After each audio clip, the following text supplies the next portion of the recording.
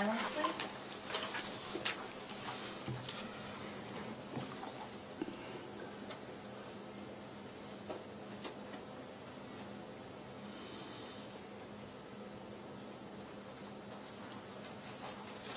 Please rise for the flag salute. Pledge allegiance to the flag of the United States of America and to the republic for which it stands, one nation, under God, indivisible, with liberty and justice for all. In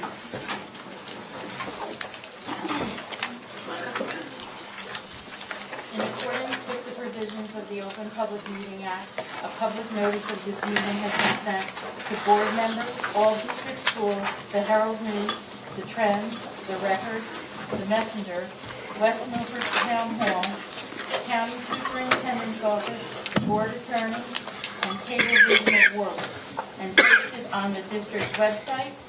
Copies of the board meeting calendar resolution were provided to all local media, Town Hall, Township Library, and all district schools. Roll call, Mrs. Francisco? Mr. Bailey? Mr. Seidowitz? Here. Mr. Drew? Here. Mrs. Dwyer? Here. Mr. Guarino? Here. Mrs. Fritz? Here. Mr. Huber? Here. Mrs. O'Brien? Mrs. Van Dyke? Here. Dr. Animo, your report? Good evening, everybody. Welcome to our April meeting. We're going to go a little bit out of order for the superintendent's report. I'm going to lead off with Miss McIntyre, for our student representative report. The Highlanders had a good April.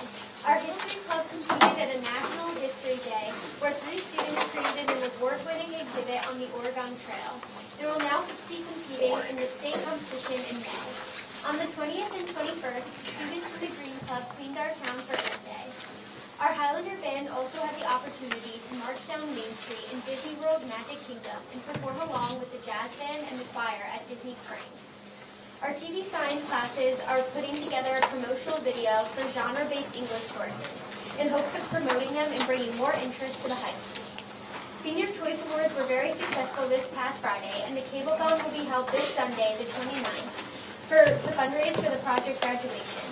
Up and coming is National Decision Day, Bring Your Group to Work Day on the 26th, and SAT Boot Camp on the 28th and 29th, and AP testing from May 7th to May 8th. Thank you, Madison. Our monthly progress toward district goals. We are finishing up the 17-18 year now, and I'm going to present to the board next month a recap of our district goals for 2017-18, or at least as much of it as can be presented.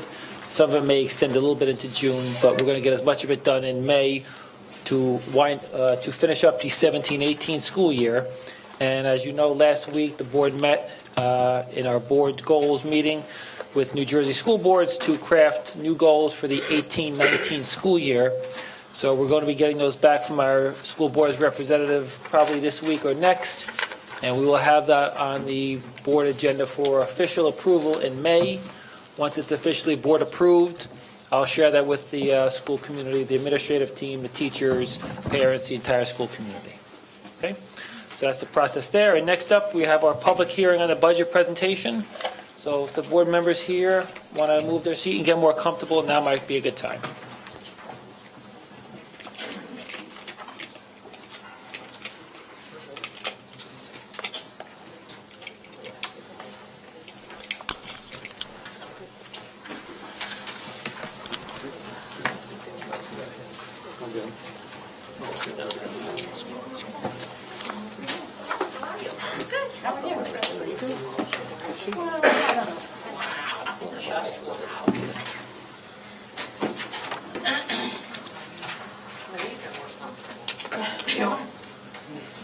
Guess I'm not going to read this.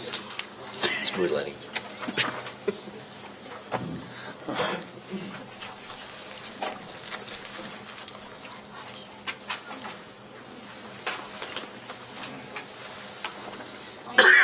Good evening, members of the board, members of the public. We have our public hearing tonight. Very few changes since we last met in March for our preliminary budget hearing. So this is the last step of our budget process that began in October. So the budget that we're presenting, that the board is voting on tonight, is very fiscally conservative. The budget increases by just over 1.2%, with a slight increase greater than that of our general fund of 1.28%. Okay, as you can see by this stat right here, our budget here puts money in the classroom. So our administrative costs per pupil are significantly lower than the regional average. Okay? The regional, northern regional limit is $22.46 per pupil. We're at about $400 less than that per pupil. So $400 doesn't sound like a lot, but when you spread it out amongst over 3,000 students, it's a lot of money. So what that tells me, and what that should tell you and the entire community, is this budget puts money into the classroom where it directly helps children. All right? So our district goals for this year, our 17-18 goals, we have 4 district goals. Okay, we're finishing those up this year. This budget is going to support the district goals that we just discussed last week, the 18-19 budget, the 18-19 district goals that will be voted on in mid-May. So this budget is going to support those goals. As I mentioned before, this is our timeline. It started in the fall, probably in October when we developed our budget guidelines. I'll go over that in a moment. It ends tonight at the public hearing, and this current budget year ends June 30th. Our new fiscal year begins on July 1. So the budget we're voting on tonight will be in effect till June 30th, 2019. So it's about 16 months away. All right, curriculum highlights in this budget. I'm going to ask Mr. Novak to touch on that for just a moment. Sure. We've picked a few of the, the larger ticket items that are going to be, that are in the budget, and they're items that we've been speaking about over the years that have been come up in this room and also at our education committee meetings. The first, we're in the, next year will be year 3 of our 5-year plan for our Readers and Writers Workshop training for all staff members, grades K through 8. A good time for us to, revisit that program. We're calling it refresh, renew, and review and revise. And we're going to get an opportunity for our staff members to now, having used this program for that amount of time, to ask these presenters those next level of questions. We started with math training. Again, we had a 5-year plan for Readers and Writers Workshop. We also have a 5-year plan in place for math, also moving into a 3rd year for next year. We've shifted gears a little bit with the last 2 years we had a outside consulting firm coming in who was not necessarily connected to a publisher, but they were a presenter for delivering best practices and teaching and trying to work with our staff in using some of those best practices, some more mathematics groupings and hands-on activities in the classroom. This is a direct companion to the program as it exists now. So we've spoken often about the potential for looking at other programs. This is the first step of looking at our existing program, trying to find if we're using it to its potential and seeing what we need to do to make sure that we're maximizing that program or looking to move on. So it's the beginning of that process. The next item up there is we have moved on in our grades 6 and 7 math curriculum. We're bringing in a new textbook series that is a great precursor to what we are currently using in grades 8 through 12, and it's the Glencoe math curriculum. It also has, to some rejoicing, in grades 6 and 7, the potential replacement of IXL. So they have a online component that accompanies that. It's called Alex, not with an X, but with a KS. And we've seen some success in that in some of the districts that we've spoken to, so we're going to be working with that next year in grades 6 and 7. We just completed a 1-year review of our phonics program. We looked at a variety of different phonics models that are out there. We had a committee of 12 to 15 staff members in grades K through 2, as well as some administration. We visited other districts. We saw other programs in place.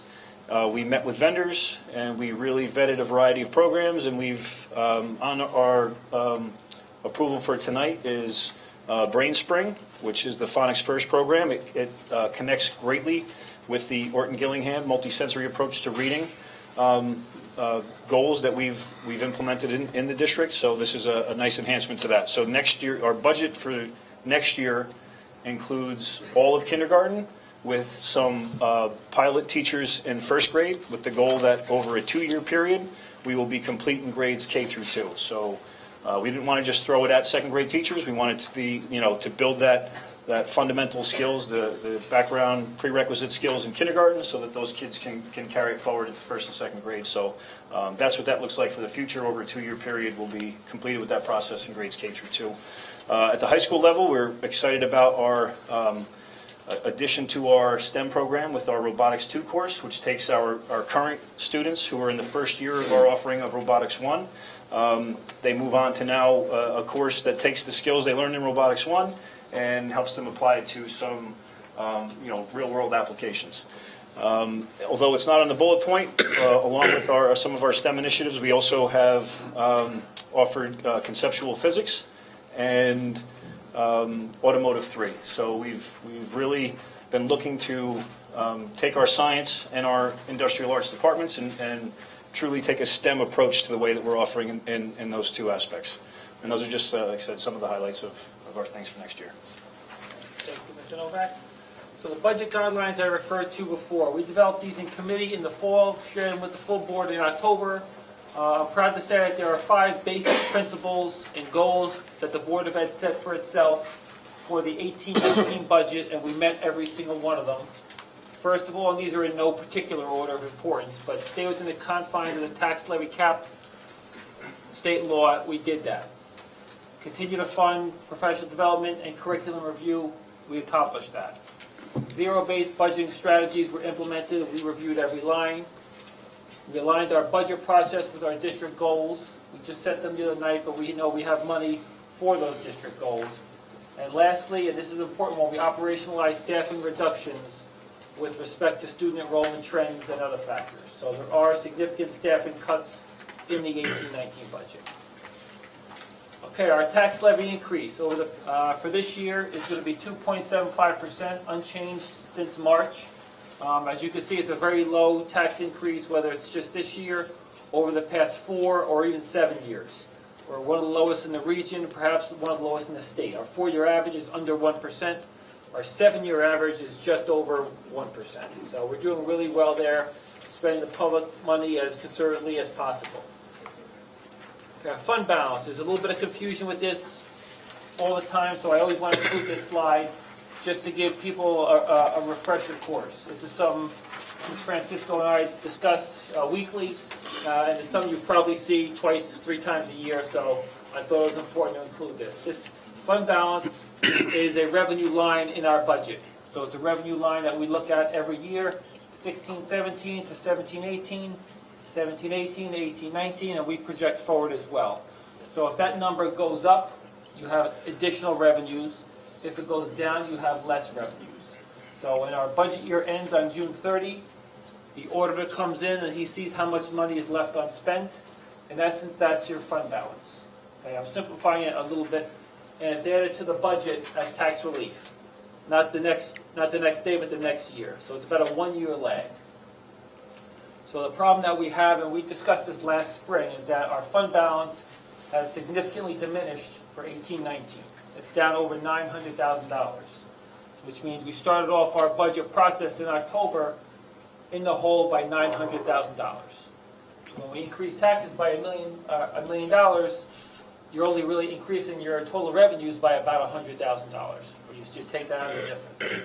So ideally, this is not something that's used in your budget to fund reoccurring expenses like salaries and health benefits.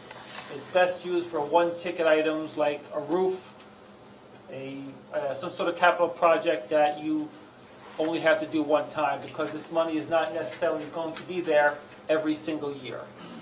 And if you look at this slide, you see a nice uptick here. I don't think the point is working here, but you see a nice increase a few years ago, which is why we had a little bit more money every single year in our budget.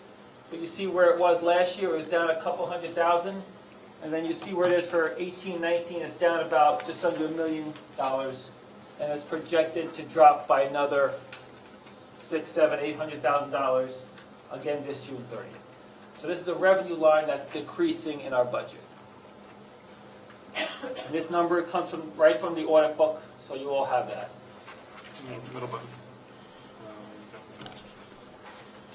Okay.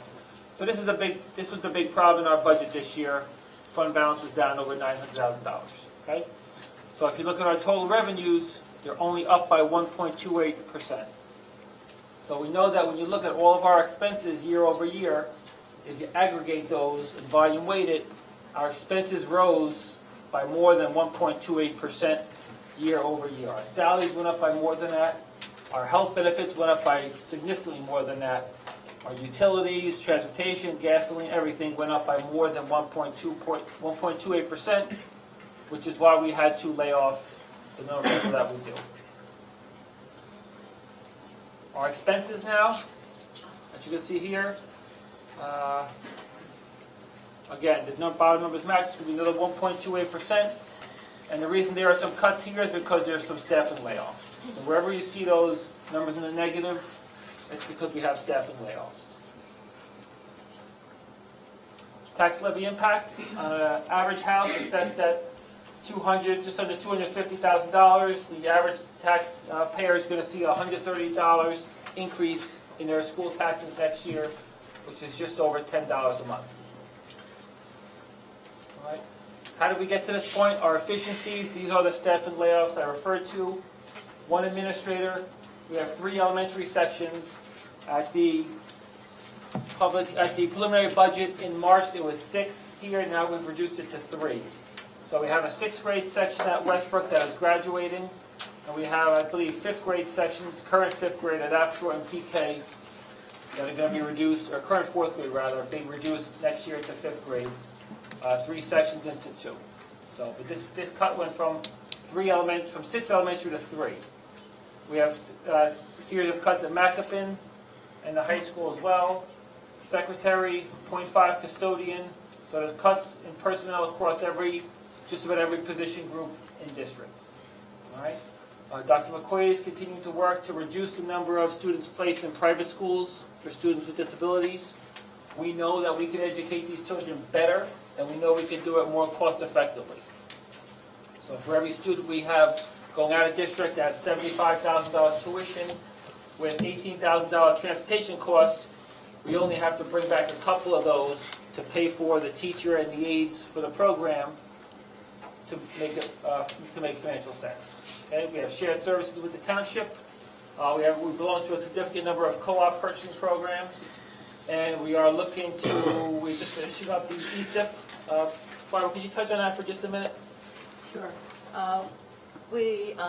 The final walkthrough has been completed. We're waiting for the final report.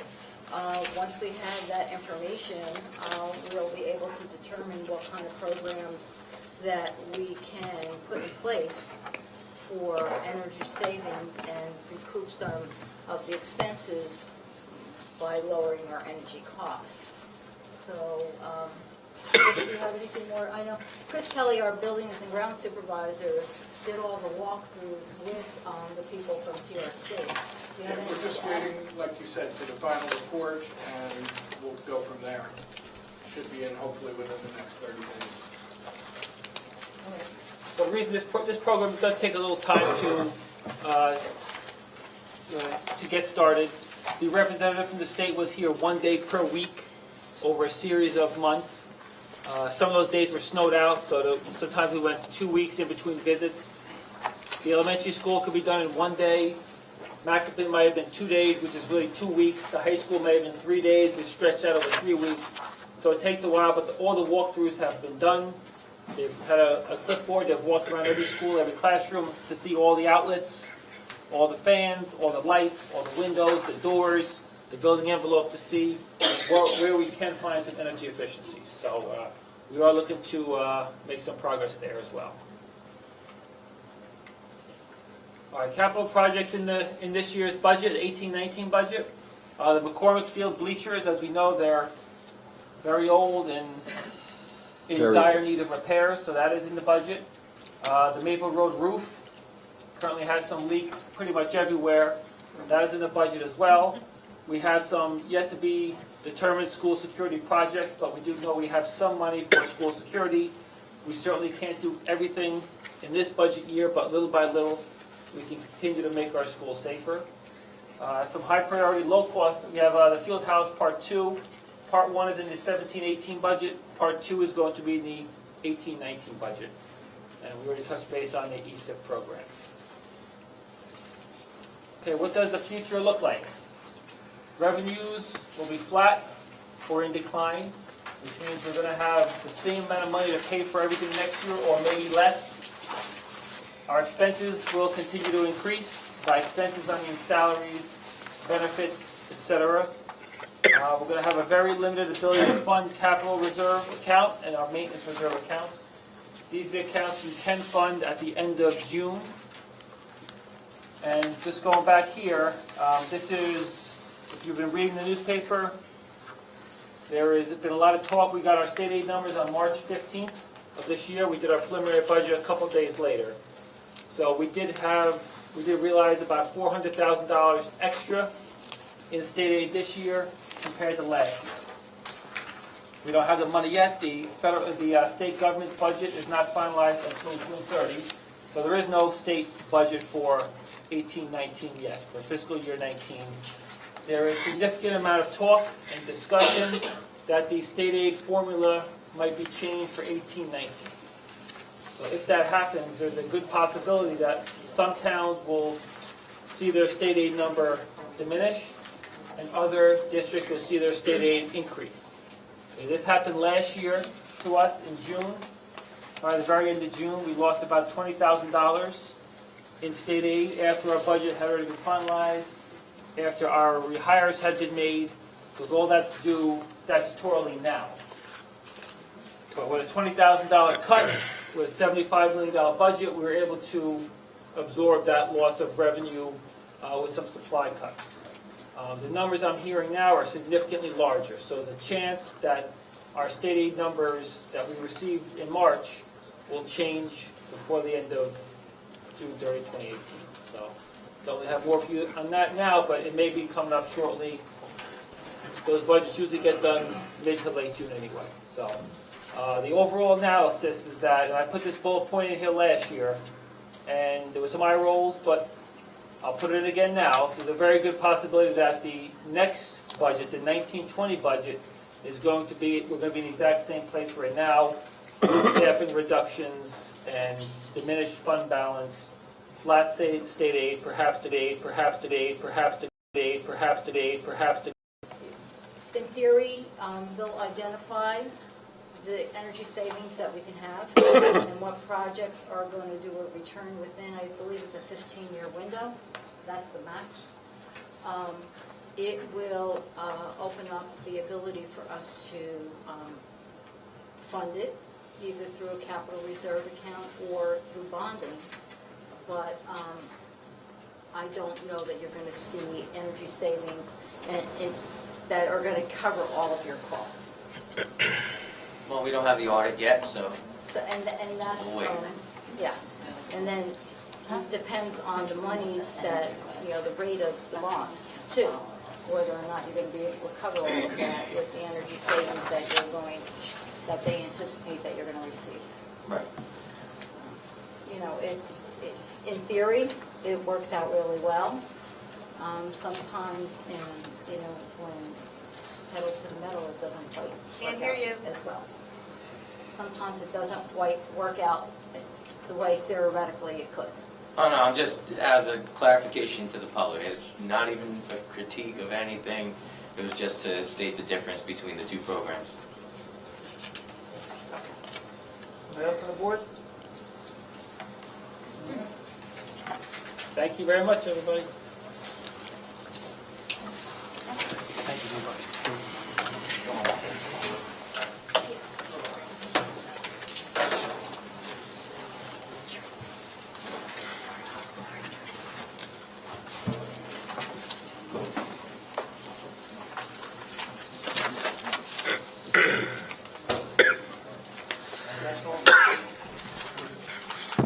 That's all for the superintendent's report. Thank you.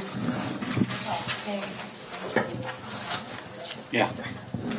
Director of Education, Mr. Novak. Good evening, thank you. I just have a few brief announcements in relation to some of the things we have going on right now. Our high school has begun the second week of park testing, our elementary schools and the Maccabean School will begin next week and the weeks following.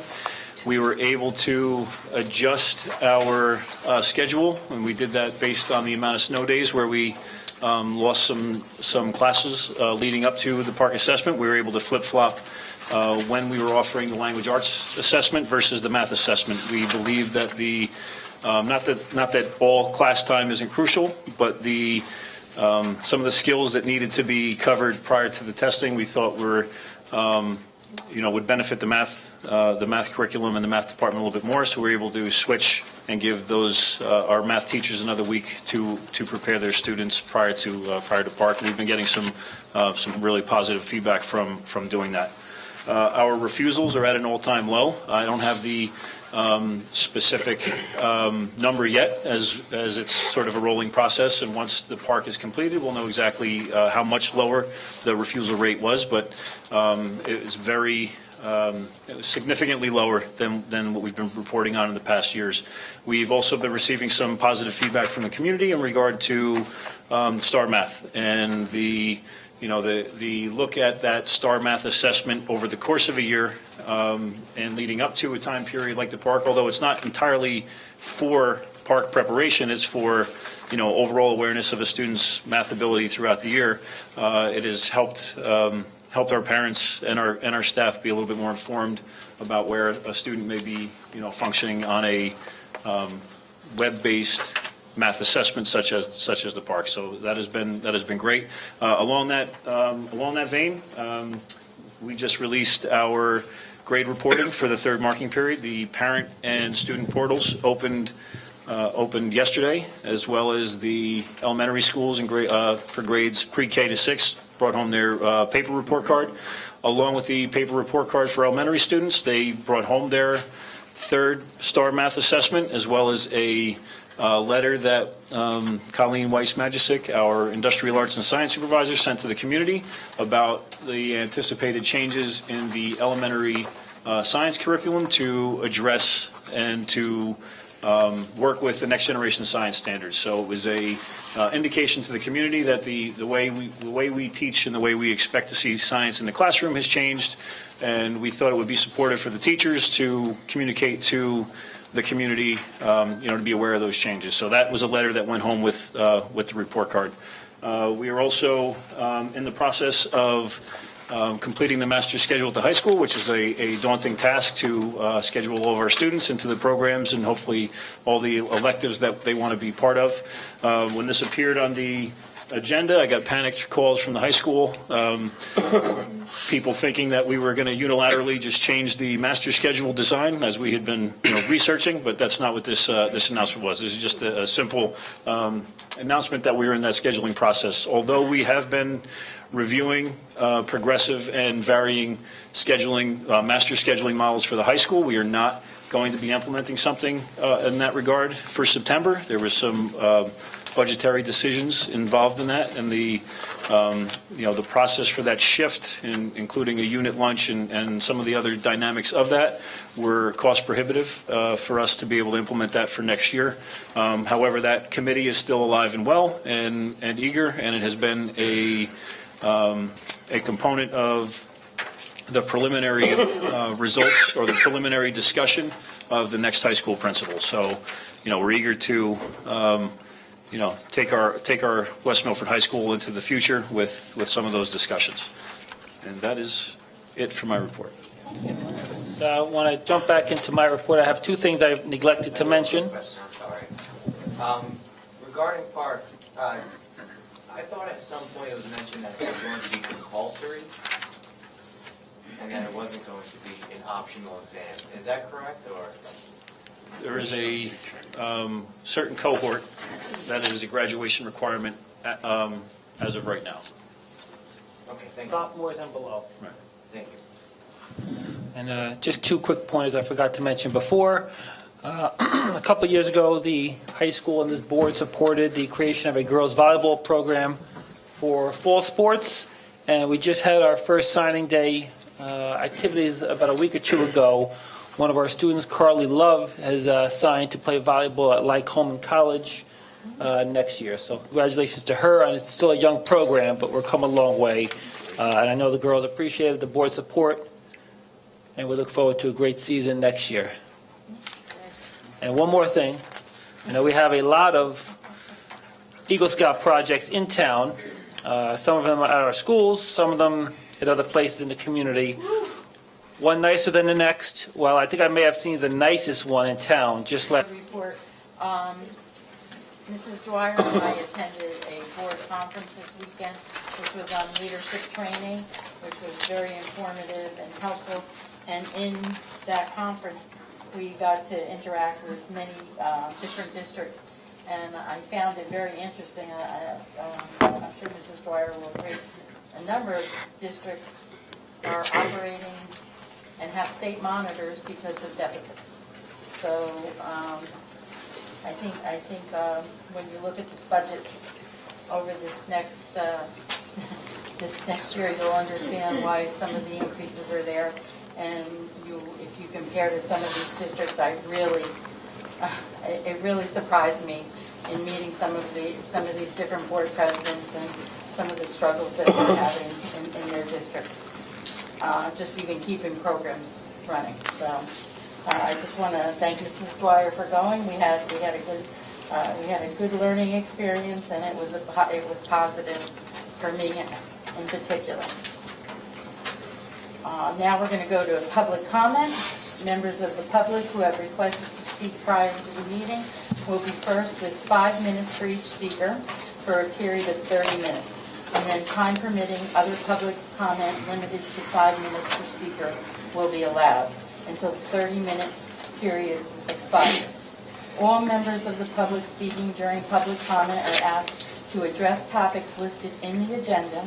All speakers are asked to give their full name, spell their last name, and provide their address. Speakers may not use the names of students during public comment. Mrs. Francisco, do we have people signed up? Yes, we do. We have Kim Edelstein.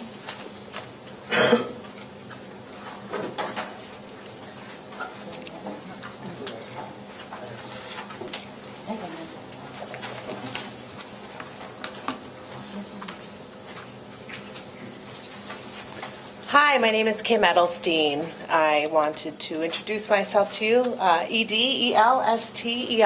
I live on Mountain Circle North here in West Milford. I currently have 2 children that attend the Maple Road School, and I came here today to talk to you about the budget. It's part of the agenda, and how I, myself, and many parents that I speak to, not only in my school's community, but in the community around West Milford, have concerns over how the proposed budget is going to affect our children's emotional safety. Now, I came here tonight to talk to you about the reasons why I believe we need full-time social workers within our elementary schools. And I don't know if you're familiar with the fact that we have part-time social worker, and I say part-time because although they are full-time, they share their time within our elementary schools, 2.5 days here versus 2.5 days at the next elementary school. I wanted to talk to you today about safety because I think safety is a very important tie-in to the budget. Obviously, we're going to be spending some money on safety and security, and I think we need to, in the elementary level, spend it on emotional safety. The reason I say this is because the Secret Service years ago did a report called the Safe School Initiatives, and they looked at the behaviors of school shooters leading up to their attacks. They noted that 95% of the attackers were current students at the school. That means at the elementary school, with our children bussed in, the chances are that our threat is already within the school building. 71% of those attackers felt persecuted, bullied, threatened, attacked, or injured by others leading up to their incident. Now, I'm wondering if the threat is within our school buildings currently, or the potential threat, why aren't we giving our students the opportunity to connect with a social worker that can help them perhaps make a difference in their daily decisions and their behaviors? Currently in West Milford, specifically in the elementary schools, we're seeing an uptick in violence and bullying-type behaviors, as evident in an increase of HIBs that are turned in from our elementary school students and from our elementary schools. Currently, Maple Road has a climate survey out there. It shows that 48% of our children at Maple Road have been emotionally bullied. 43% have been physically bullied. 36% don't know how to resolve conflicts without insults or fighting. Now, I'm curious to know if these results are published for our school, how many other elementary schools within our district have similar results? I would think it's got to be a thread that's common amongst all of our elementary schools because we aren't providing the support. More students are enrolled in our district student population with disabilities. As we know, Dr. McQuaid is keeping our multiply disabled children within our district. We have wonderful programs, the ABA program, the pre-K inclusion program, multiple disabilities, K through 6. Maple Road currently enjoys 35% of these students, this diverse population. And this doesn't include the 504s and the IEPs. Now, we all know that children can be perceived as different. And these children already are in a category they're being perceived as different. Children who are perceived as different fall under a higher risk of bullying. Children who are targets need to learn how to respond to bullying, and those children who are the bulliers need to support to change their behavior and address the challenges that are influencing it. This can only be done with a social worker, full-time in our school 5 days a week. A full-time social worker can provide support to children as they regulate their strong emotions at the time they're ready to regulate those strong emotions. They can behave better. They can learn skills and strategies to promote the self-regulation on their own. You know, back in 2015, a national study was done on the Journal of Public Health, and they found statistically significant associations between social and emotional learning in kindergarten and key outcomes for young adults later in education, employment, criminal activity, substance abuse, and mental health. An investment in our children now as the building blocks of our society in the elementary schools is what we need to potentially reduce their chances of encouraging and engaging in risky behavior. Now, there's research out there that shows a direct correlation between academic achievement, our PARCC exams, and the social and emotional development that our kids have. We know that the strong, positive relationships help kids develop empathy, compassion, a sense of right and wrong. The teacher changes every year, but the social worker is the constant, trustworthy, reliable face that our young children need when they go to school. A full-time social worker is something that we need to consider, and I'm asking you all to consider as you do our budget process for now and our planning in the future. Thank you very much for your time. Thank you. Is there anyone else signed up? Yes, we have Mercedes Crawford. Yes. Hi, my name is Mercedes Profrock, Proefrock, and I am a parent of a second grader and a pre-K at Maple Road. Now, I am here to talk a little bit about school safety. My daughter is not bullied at school. My daughter seems to get along with everybody, but my story is a little different. On July 5th, 2017, my sister, police officer Miosotis Familia, was murdered. And I, going through this grief, if my daughter, from whatever her future was, if I wasn't able to contact or communicate with her, that you think of our children, your children. This is all I'm asking the board. Think about a social worker where a child can be able to go in and have this familiar face and open door policy in every elementary school for children that are not being bullied, children that don't have a disability, but children that are going through something that my daughter went through. So that is all I'm here to say. Think about the social worker. Think about our children. It might not be for this year, but think about them. Thank you.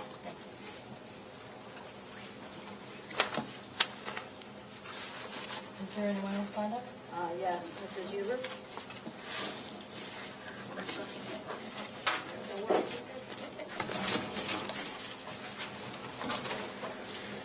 Tracy Huber, Huber, West Milford. Weeks ago, at the request of several parents, I asked my husband to find out when the budget would be up on the website so people could review it. The message conveyed from administration was that it would be up after the county superintendent approved it. As more time went by and still it was not up there, I asked him to inquire again. At that point, the information I was given was that it was not going to be on the website until 48 hours after the final budget meeting, which is tonight. It was not until it was advertised in the papers last week that the general public was informed of its ability to review the budget, but could only do so at the board office between 9 a.m. and 3 p.m. Monday through Friday. I did not understand why citizens were not afforded enough time to see information and come prepared with questions, so after researching, I learned that the budget was supposed to be made available to the public as soon as it was submitted to the county superintendent, not after his approval. When it comes to public inspection of the budget pursuant to NJAC 6A:23A-8.2, once a district submits the budget application to the executive county superintendent for approval, or by the statutory due date, if that date is earlier, the district must make available for public inspection all budget and supporting documentation contained in the budget application and all other documents listed in NJAC 6A:23A-8.1. Dr. Christopher Irving, Passaic County Superintendent of Schools, confirmed to me that the budget must be made available to the public by statute after it has been submitted. At that time, he said it becomes a public document, and although it may be changed, the public is still supposed to be given access to it. The community is supposed to be given ample time to review and then express any concerns at the final hearing, per Dr. Irving. Our budget was submitted to Dr. Irving on March 29th, the final submission date. Even though it can't be advertised until after it's been approved by the county superintendent, it must be made available to the public once submitted.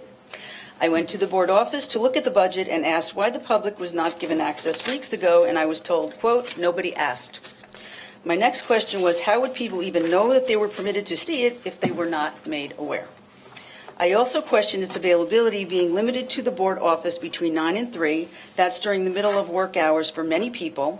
Dr. Irving also shared that most districts make it available on the website basically because it's more helpful for the community.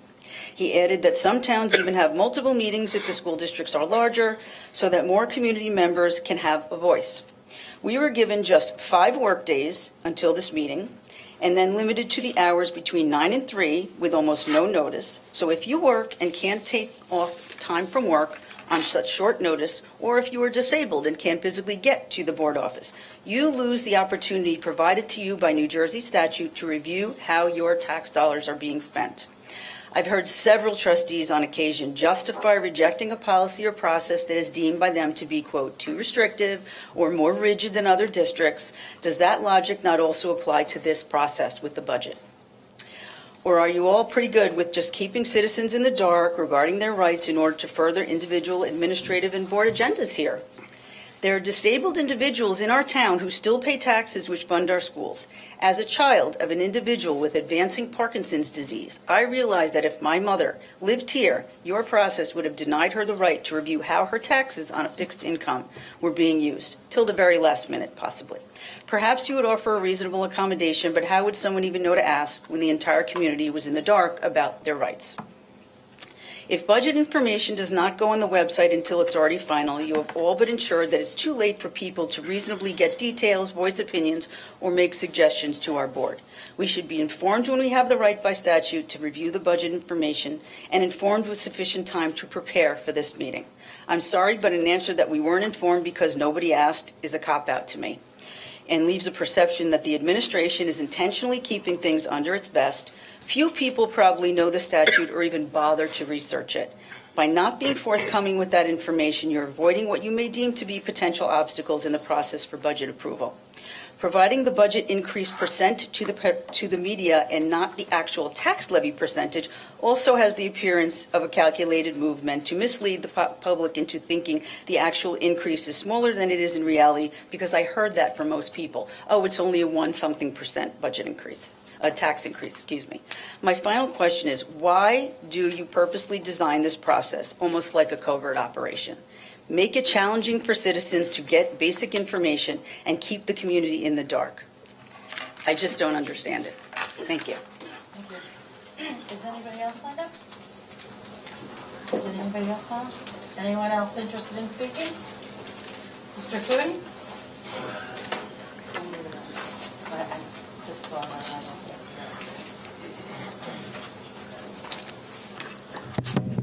Jim Foodie, Hewitt, New Jersey. I had the opportunity, as some of you know, to attend last week's goal-setting meeting, directly involved talking about the budget, and it leads into it. You talked about keeping some of the current goals for this year, modifying them slightly for next year, and talked about the math program in the budget and what you're going to do. You did your research this year, and next year you're going to implement. And I saw on the slide presentation that Dr. Anamone and Mr. Novak did that talked about professional development for some of the staff. It's clear to me that a lot of you people haven't looked at this budget book, and I'll tell you why. I had one question after that meeting, and it was answered. Professional development, staff development was cut over 50% for next year. So how are you going to work with the math program? How are you going to work with your next goal, which was reading and writing, when you've cut professional development by over 50%? You know, a lot of people in here campaigned on All In for the Children programs. You have a fiduciary responsibility to the taxpayers in town to what Mr. Drew suggested, which is bonding for that roof. That would cost us $100,000. You wouldn't be raising taxes $1.3 million to pay for that roof, which you put in the budget. And that's another thing in all by itself. Last year, we had $850,000 in to do that roof in the budget last year. And it ballooned to over $1.3 million. It's better than a 50% increase. I mean, I just don't get it. Are you guys asleep at the wheel? I'm sure, and I've had the conversation with Joe before I left. I'm going to ask to see this budget book that you guys got after tonight, because I like to go through that budget, and I know that I'm going to find things in there that shouldn't be in there. It's apparent. You know, you got people on the Budget and Finance Committee, which, by the way, you should, I think at this point, change it to the Tax and Spend Committee, just like you change petitions, requests to public comments. But you guys got a fiduciary responsibility. And I know, just by looking around this room, and everybody's got their head in their lap, except for a few, nobody read this budget. I don't think any, with the exception of maybe Mr. Drew, Mr. Seidowitz, I'm sure he did. And I'm sure Glenn did. But I don't think the rest of you guys, and Terry, you've said to me in the past, you don't understand that budget. Oh, yes, you do. But it was ominous timing.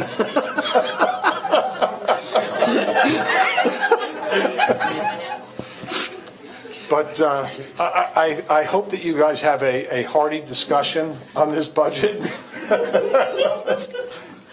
And that you make some necessary adjustments. You know, bonding is $100,000 for maybe 8 or 9 years. You're going to raise taxes $1.3 million. You're not giving it back next year. You're going to keep it the year after that, and the year after that, and the year after that. And addressing this $900,000 hole you had in the budget, by your staff reductions, you made that $900,000 hole disappear. And I don't know if that was actually necessary. Thank you. Thank you. I just want to say for anybody else speaking that all comments should be directed to the chair only, not individual board members. Thank you. Is there anyone else that would like to speak? Come on up. You have your own time. Hi, good evening. Jo Marie Fredericks, 38 West Shore Road. I'm the bus driver. I'm the president of the union. I just wanted to make you aware that the bus drivers were very upset being notified that they're going to be losing their supervisor. You know, she was a breath of fresh air for everybody. You know, she came in, every day you come in, she smiles, she's sitting at the desk, she says, "How you doing? How was your day?" You know, she reprimanded where she had to be reprimanded to tell the drivers if what went wrong. But whoever you're going to look to hire, they're going to have some big shoes to fill, because everything ran so smoothly down here with her. And it was coming in, you can talk to her about anything. She had an open door policy. You just go in and speak to her. I just wanted to let you know that we're just very sad about losing her. Thank you. Thank you. Would anyone else like to speak? If not, can I get a Move motion? to close petitions and requests. Second. All those in favor? Aye. Any opposed? Okay. I have to go back to, sorry, I jumped over a spot there. Mrs. Francisco? The minutes from March 20th meeting are available for your review and consideration. You need a motion? Move to approve the March 20th workshop regular preliminary budget hearing meeting and executive session. Second. Any discussion? All those in favor? Aye. Any opposed? Under budget and finance? I'm just going to, before we adopt the agenda, Oh, yeah. just got to make a couple of minor edits, Wait a couple minute, typos. I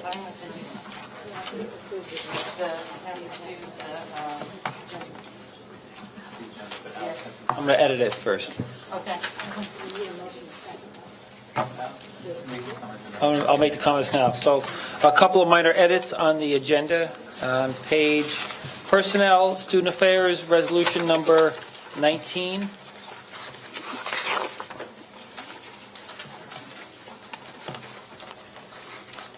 We're going to add one name. The name is Michael Gross, Gross. And I'm sorry, could you repeat where? Personnel, 19. Student Affairs, number 19. Page 10. Correct, page 10. We're going to add a school bus / van / special used vehicle driver / vehicle aid, substitute for the position. Person's name is Michael Gross, Grosso, Grosso, pardon me. Grosso. And on that same page, Personnel, Student Affairs, number 23, we're approving a leave of absence for Patricia Anderson from March 1, 2018 through May 1, 2018. Those dates have slightly changed.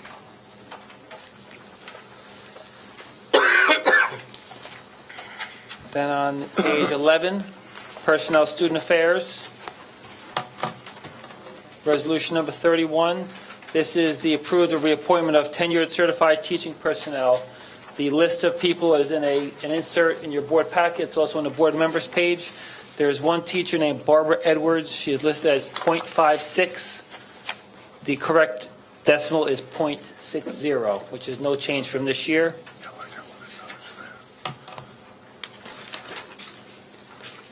And the last two, on page 12, Personnel Student Affairs, Resolution number 38. We're going to add Michael Grosso again under both categories: school bus, van, special use vehicle drivers, and vehicle aid. The first one was for this year, the rest of this year, this is for next year. That's it. So we need a motion. I move to approve the adopted agenda. Because I sent an email when a parent asked about when the budget was going to be available. I sent an email out, and I got a conversation with Dr. Anamone and was informed that the budget would not be available when it should have been. That information was passed on, which then eventually got put on social media out to the public.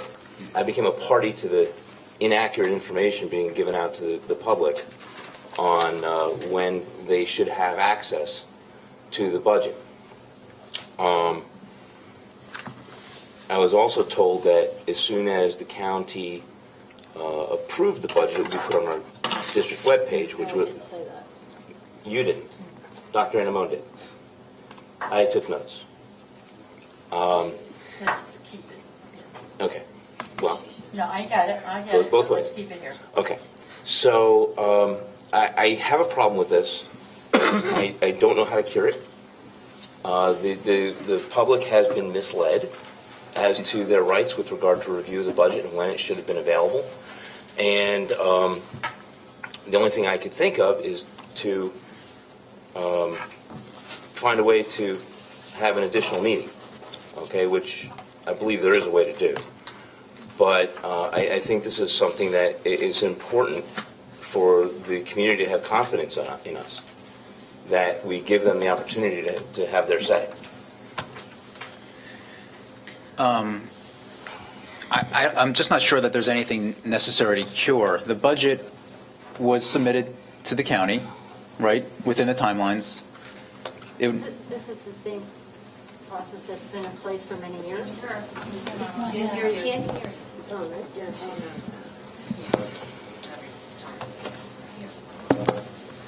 This is the same process that's been in place for many years. The budget was available as soon as the county superintendent approved it, which was 2 weeks ago. I have always had an open door policy for any person in the community that wished to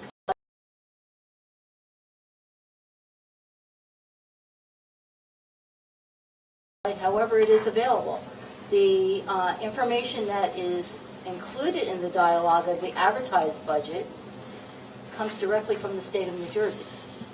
So all of that was done within the timelines. If anything was incorrect, it was the delay in making a budget available until it was approved by the county superintendent. But once that was done, the budget book was available.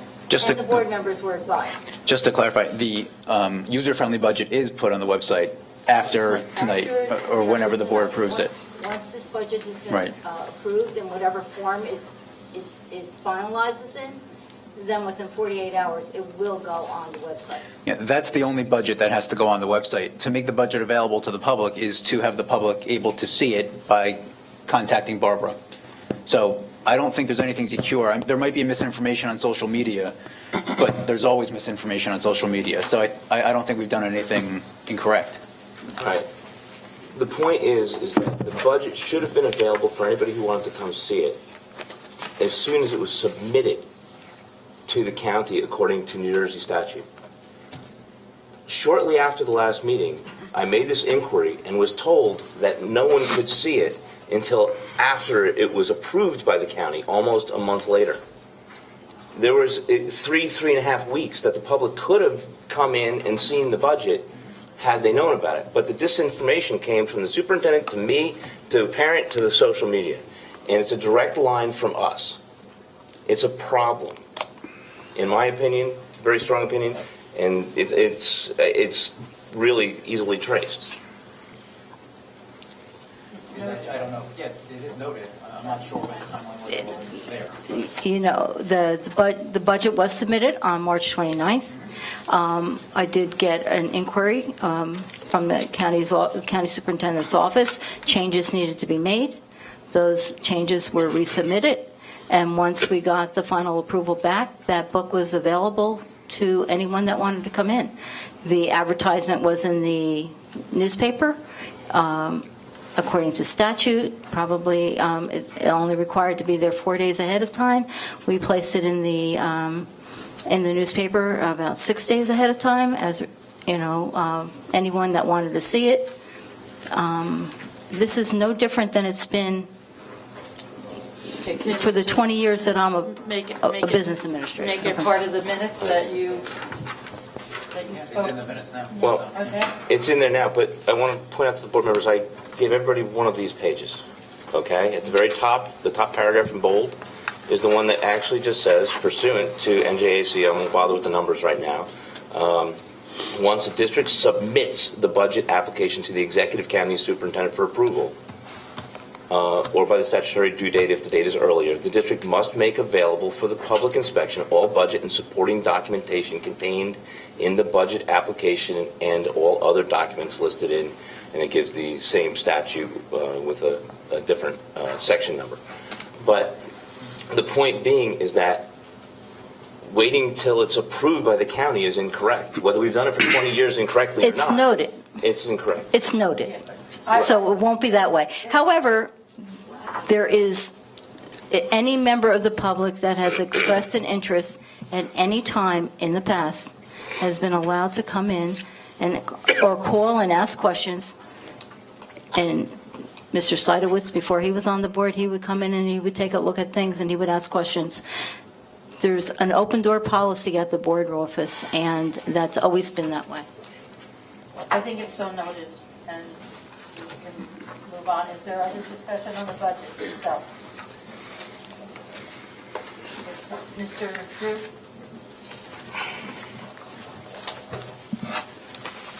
I would like to make a motion to remove funding for the roof from the budget so that we can submit it as to do the funding for the Maple Road roof so that we can do it as a bond instead. You're asking to make an amendment to the motion? Yep. Okay. And you're seconding it? Yes. Okay. Is there any discussion? Yes, Scott, I'm gonna go to you since you made the amendment first. Well, thank you. I appreciate that. If we were to do this purely from a financial perspective, if we were to do this as a bond as opposed to paying for it in cash, the cash price is around $900,000. Immediately actually compute it, instead of being $900,000 out of the budget now, if we did it at 10 years with the interest, it would be $72,000 a year, which is maybe about 0.15 of a tax increase. Very, very substantial difference in the tax base, but one of the principal issues is we're not foregoing the money that the state of New Jersey is willing to reimburse us for doing these kind of capital projects. Now, most people know that there's some people who have enough money, they pay cash for a car, they pay cash for a house, or they pay cash for a roof, but most of us, me included, these kinds of big purchases, you're typically better off to do over some period of time, with a loan for the car, or a loan for the house, or a loan for the roof, or whatever it is. The trade-off is what I think is a very substantial financial gain in return for, unfortunately, waiting a year to do it. And it is unfortunate, there's no question. Several of us went and looked at the roof. There are leaks in it. And the only way to repair that is to redo the roof. We can take temporary measures, which they have done. One of the issues is that there's a potential for mold. You have water, you have mold sometimes. It appeared there was some, but in fact that was residue from glue where we redid tiles. And one of the facts that emerged is that roof has been leaking for 8 years, at least 8 years, which, I didn't know. I didn't know we had a problem. So suddenly, we've got this dire need. And I'm very sorry we didn't know about it last year. We could have done the bond in time. We could have had it done this summer. We could have gotten the reimbursement from the state of New Jersey. We could have spread the payments. But apparently now it's dire. And I just kind of have to wonder about that. It's been leaking, as I said, for 8 years. It seems like that our staff has put in what I'm going to call a drop ceiling water diversion. And basically what we've done, this is a drop ceiling, and you have tiles. And they've taken a kind of tile that you can buy. It looks like the cost is maybe around $200, maybe less. And it then is slightly depressed so that the water flows into the depressed part and then into a tube that you divert off to the side. It's a clever solution, and it seems to work fairly well. I actually put a picture of it. I didn't take a picture. I've asked before if I can show, PowerPoint through the machine, and I just got this awful awestruck, no, don't ever do that. So on my website is a picture of what one of these looks like, contractwithwestmilford.com. Now, I've got to say that just having people next to water being diverted is, in my mind, is not something that is egregious, abhorrent. It is the very nature of civilization that we divert water. Can you kind of talk through me, please? Sure. It's the very nature of human civilization. We started civilization when we diverted water. The Egyptian civilization, Romans built houses. The point of the referendum, though, you would like it to be put on the bond referendum? I think it's a yes, and ma'am, I'm not done. Okay, If I can. I get it. All right? Is this an I important issue? want to stay on topic here. Purely diverting water is not something that we ought to say, oh, we can't do that. These poor kids, they've got to be, I've got gutters in my house. Romans built their houses around water diversion systems. To this day, people in Bermuda and Hawaii divert water into cisterns. So inherently, I don't like it. We need to fix it. But if we have to wait a year just because we've got water being diverted through tubes, I don't necessarily see a problem with that. There was a terrible problem in that we moved some kids out of a room.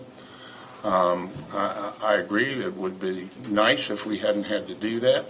Problem's fixed now. We've moved them back. I think that, it's reasonable to expect that they can stay there for a year while we do this. Can I give Ray a chance now, or? I'm not done. Oh, okay, you're not Is that done. fine? Okay. You want to interrupt me? That's okay. No, I don't want to interrupt you. I just Thank want you. to stay on the topic. Sure.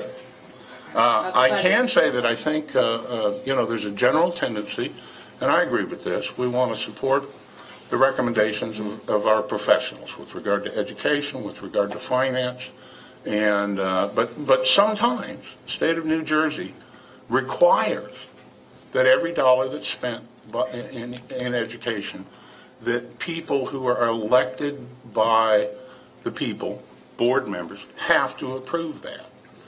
And every once in a while, board members actually have a decent suggestion.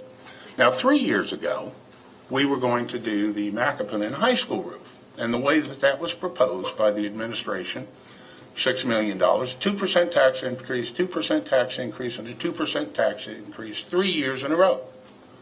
At that time, and I think I was the primary person, I recommended, why don't we bond for that? And as a result of that, we got reimbursement from the state of New Jersey. We delayed the payments, and we had much, much lower tax increases. To be perfectly honest, we would be in our final year of the 2% cap. There would be no money available to consider these things now, had we done it that way. And so I think that it's completely reasonable sometime for board members to step forward and say, maybe we should consider a different way to do these things. So the long and the short of this, honestly, is that there's a tremendous financial benefit.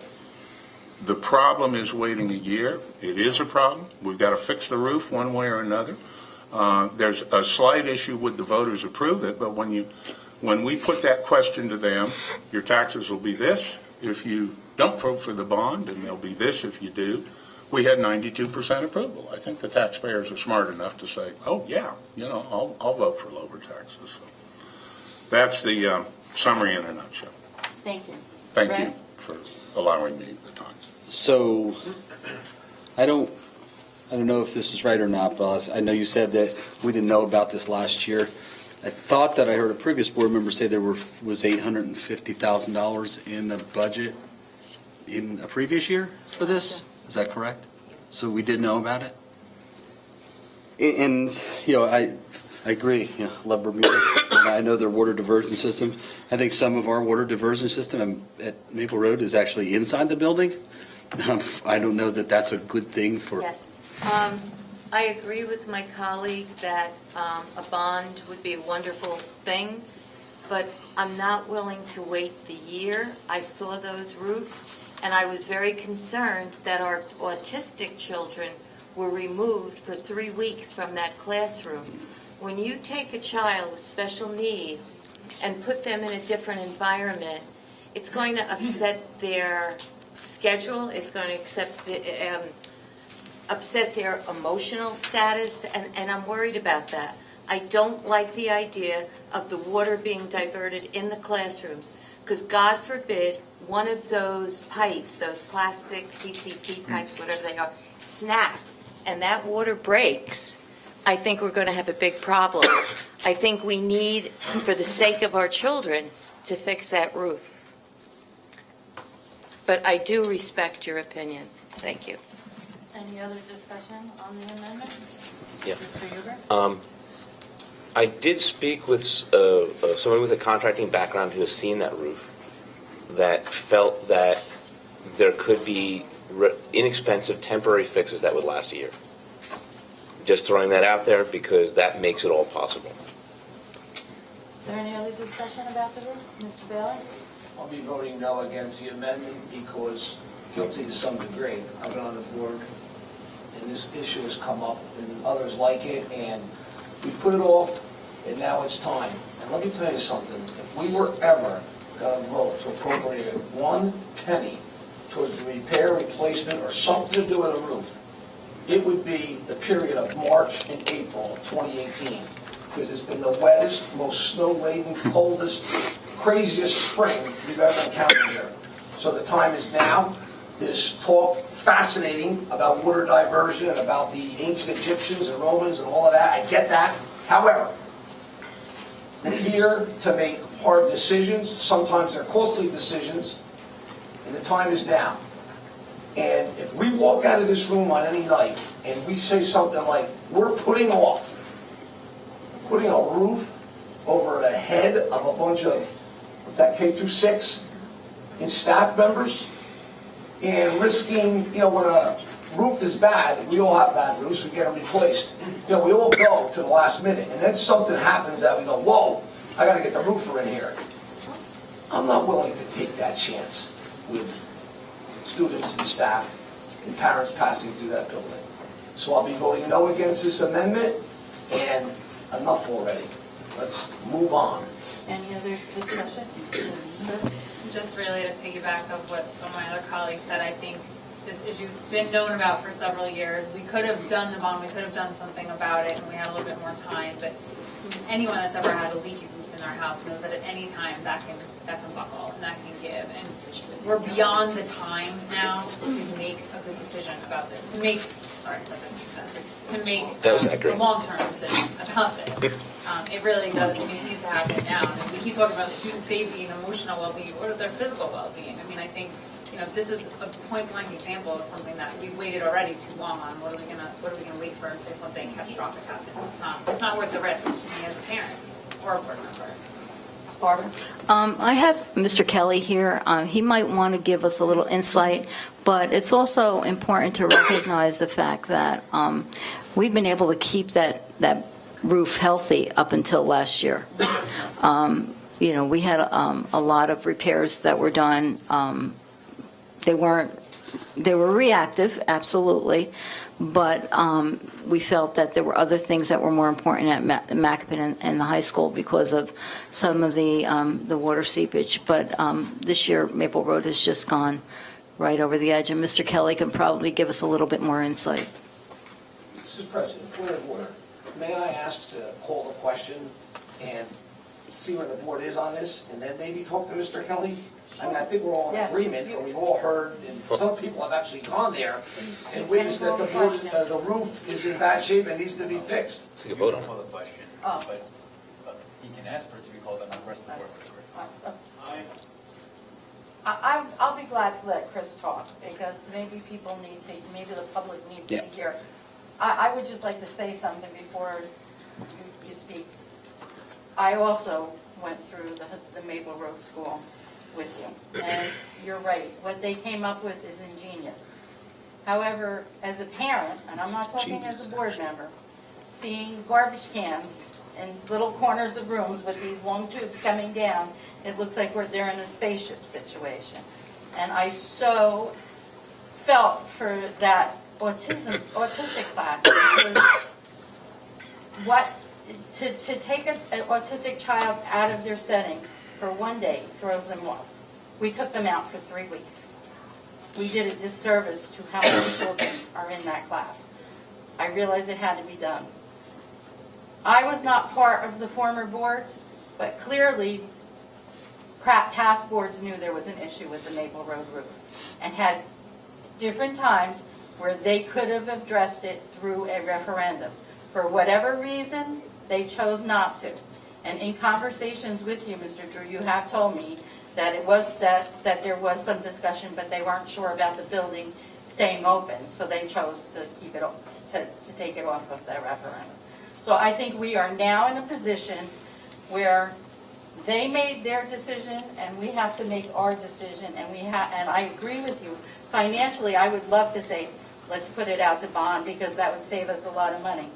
But in good conscience, I can't say that we're going to go a whole nother year with that building and that we're going to sit by and not have a major problem, and then we're going to go and put it out for a referendum, and then everybody's going to run out and vote for it, and then we're maybe going to get it done next summer so that the Maple Road parents and their children can have that roof leaking again and they can have that whole setup. I can't vote for it that way. I don't feel like it's in good conscience, so I will not support the amendment. Now, Mr.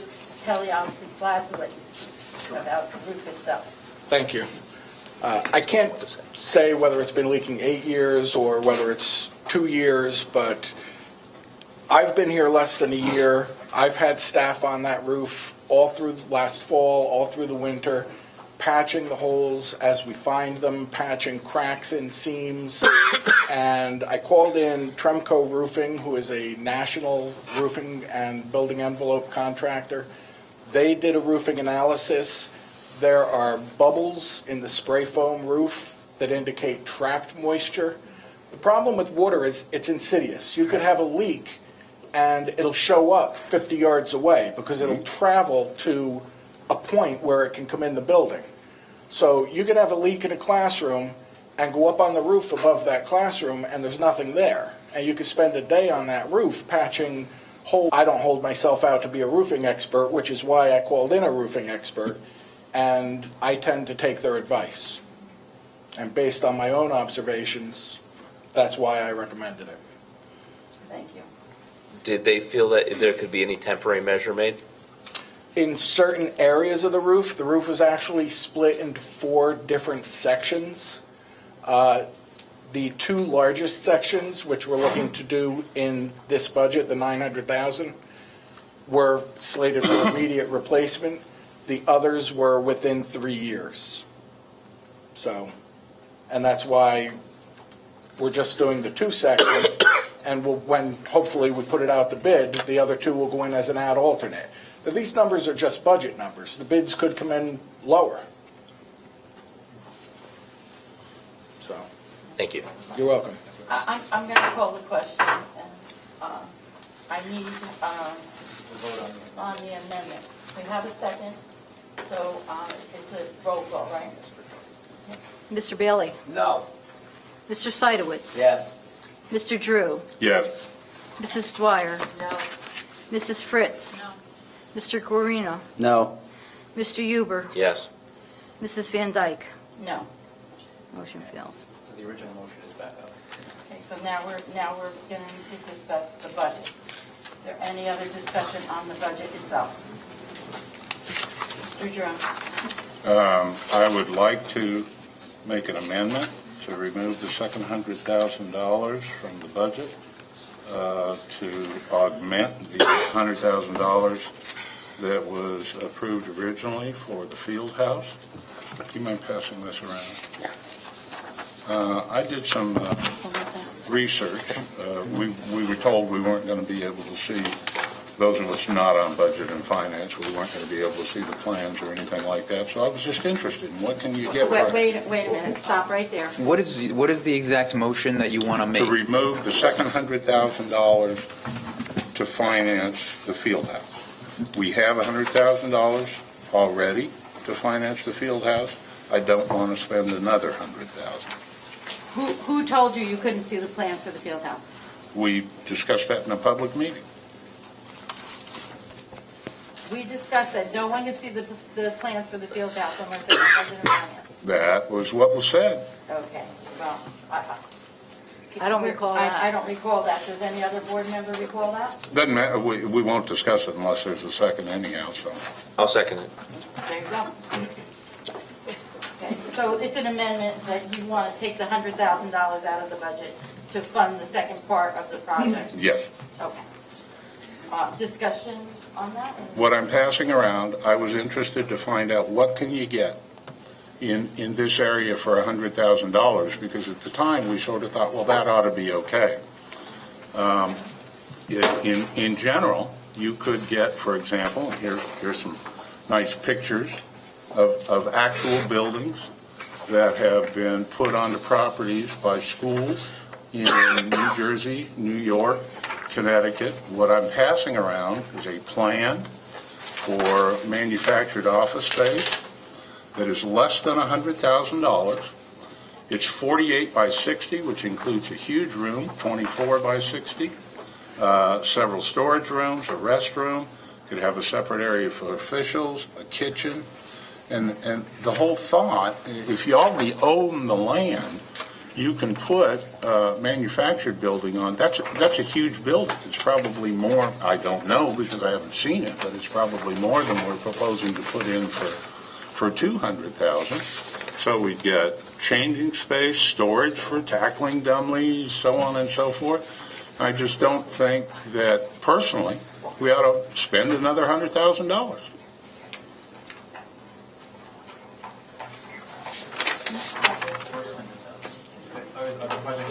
It was in two phases. I believe. How did we do the? Right. Last year, we were in transition with our buildings and grounds person. So I had asked them to get me a proposal for a modular unit to replace the existing field house, which he did. And we put $100,000 into the budget. As it turns out, that did not include any foundation work. It didn't include the submittals to the Department of Education. It didn't, which we need an architect for. So there were some additional costs that were associated with it. As Mr. Kelly had said earlier, you put a budget number in the budget, but that doesn't necessarily mean that you're going to end up spending the entire thing. So that we were fortunate. I thought we were going to have to do some borings to do some for the footings and foundations. One of the problems that we have with the current house is that there is no foundation to it. There's no footings to it. It's on cinder block. So we were a little concerned initially that we were going to have to pay for a geotechnical borings, but they determined that we weren't going to need those. But we need to put a foundation in there. We do need to put a slab, and that does have some cost to it. Mr. Kelly can elaborate a little bit more if anyone has a question, because he's been working in concert with our architect. I think it's just a matter you want. Mr. Huber, go ahead. No, you can finish what you're saying. No, I'll go ahead. it's just a matter he wants the 100 out. Okay. I asked for the plans and estimates with regard to the field house. I was told that they're on the website. Couldn't find any plans, but I did find the estimate. You asked me for the cost estimate. No, if you look at the email, it's plans and estimate. And so my understanding is it's essentially a rectangular building for use by athletes for various training exercises, particularly in winter and things like that. It's maybe not just some athletes. bathrooms and things. Okay. It's not just athletes, though, right? All right. Well, building color guard. But I'm essentially trying to get at what the building's going to be, It's essentially a square box with room to do various things in it, okay? I looked at the estimate. The estimate comes out to $193,436. That's enough money to build a house, okay? We're building a box. Well, it's going to All have right, plumbing and everything, right? So, and there are, for something like this, a prefab is probably better in various ways. One, it's a lot cheaper. Two, it's known in the construction industry that prefabs, because they use patterns to build the various parts, they're actually better built and more secure when they put them together than a stick-built house. Okay? I understand from Mr. Drew that there are prefabs that are pre-approved by the Department of Education, so you don't have to pay the architectural fee. And that's my feeling on that. Thank you. Is there any other discussion on the amendments? Nicole, for those buildings, is the intent of the people in the districts that are using those, that's their permanent structure, or are they, while they're building other things? I'm wrong, that this, This is a prefab. the bid documents are for a prefabricated building, but this is not a temporary classroom space. Two different things. Thank you. Mr. Vail. Yeah, that's what I said. Oh. Bad news or good news, consider their perspective. But I will tell my colleagues, and anybody else here who wants to listen, I've been on just about every high school football field in North Jersey, and most of New Jersey for that matter. And guess what I've never changed in, or guess what I've never seen a team, home team change in, or guess what I've never seen, God forbid, when there's a situation where somebody's injured and they have to be taken to a place before they're transported out of there by ambulance, etc. It's some type of a modular prefab structure. Now, again, enough already. What we did was, for 30 years, that's what those things are. Glorified trailers. We made it, but now it's time. And let's build something that will outlast all of us in this room. Sort of what they did, he didn't do it, but he knows what they did in Butler. And why not build something that's substantial, can withstand all the stuff that goes on around here, and can last for a generation. Furthermore, I want to go further and immediately redo and upgrade the restroom facility. You know, in a place like West Milford, that is actually like our Garden State Art Center. There's a lot of stuff that goes on up there. Marquee events, graduation, now we're back to 4th of July, athletic events. It's a happy place for people. Let's give the people what they want. A nice building, a nice ADA accessible, 2018 restroom facility.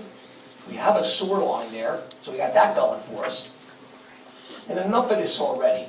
And furthermore, I don't know where this is all going, but are we gonna bring up every capital improvement project in the 2018 budget for the duration of this night? Because we'll have to come back tomorrow. Okay, no. Okay, I'm going to give you one more. Well, I'm allowed to have one more. Oh, all right, okay. Yes, Robert's rules. One bite, but get it. The 2 points. One, I agree with, believe it or not, agree with Bailey about the bathrooms. Okay. Oh, excuse me, point of order. I blew up one of our proposals to be respectful. Did I hear Bailey or Mister?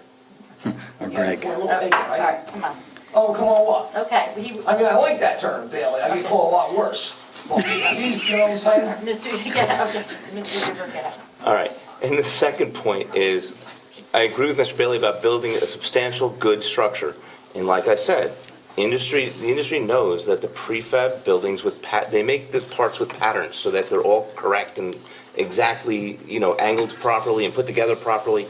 They're actually better construction than stick-built more expensive stick-built structures. But that's what it is. We just That's heard what the that. plans are for. You just said that, right? Yeah, Chris, is that what it is? Yes. This is a prefab building that's being spec'd out by the architect. They truck it in 2 sections. But it wouldn't be in the architect's best interest to spec out a building that's already been approved by the Department of Education so that they don't need to be paid. So- Okay. I think it's time to call the question. Roll call On the amendment. on the amendment. The $100,000 amendment. Mr. Bailey? Mr. Seidowitz? Yes. Mr. Drew? Yes. Mrs. Dwyer? No. Mrs. Fritz? Mr. Guarino? No. Mr. Huber? Yes. Mrs. Van Dyke? No. Motion fails. So now we're back to the Original original motion budget. of the budget. Okay. Mr. Huber. I have picked up on some things, and forgive me, I'm not an accountant, all right? This is not small. But I picked up on a couple of things I have questions about. Tell me where you are. You weren't able to get a hold of Mrs. Francisco over the last few days? No, I didn't try, I was busy. No, I kind of figured that. Okay. All right, so, under Education Office, it shows, and I think this is what Mr. Foodie was referring to, it shows staff development reduction of 51.02%. That's one thing. And then the other thing, under the same section, is an overall budget decrease of 28.42% on education spending for, I believe this is all the stuff that supports the programs. Am I wrong? Well, we saw in the budget presentation, but because our revenues have diminished. So I'm correct, there's a 28.5% reduction in education funding to support the programs. Not necessarily. We could be using title money for that. And is the rumor I heard that we're not going to be doing the summer reading program for students that are having difficulty with that? I heard that that's going away. Am I? That's completely false. Great. That's what I wanted to hear. Thank you. That's funded through federal grant money. That's not something Fantastic. that depends anywhere in this budget. I'm very happy to hear that that was a bad rumor. Okay, super. So those two things, I have a problem with that. In a budget where we're buying bleachers, doing field houses, and things like that that don't affect actual academic education, this is not acceptable to me. All right, so that obviously is something that I don't know that we can solve tonight. That's one thing. The reduction in professional development, as the educational professionals, do you feel that the number that's in there is sufficient for the coming year? We feel it's the amount we can afford in this budget. I think the budget would be better with more money, but we'd have to go back, build a time machine, and increase the budget last year and the year before. So those 0% tax levy increases the previous 2 years are affecting this budget and will affect next year's budget. So it's the only way to balance the budget is to lower spending.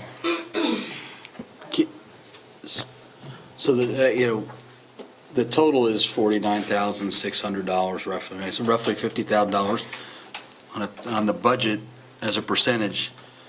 What does that equal? The reduction, is that like 0.1%? Could you give me an account number there on the left? If you, I just went to the total that Oh, Glenn was mentioning. Up in the So left there's a hand. 28% reduction. Where do I look? Reduction. Up here? Where? If you go to education office. oh, you're going to the... Bottom line. Okay, the total thing. So you're saying 50,000 out of 75 million, that Right.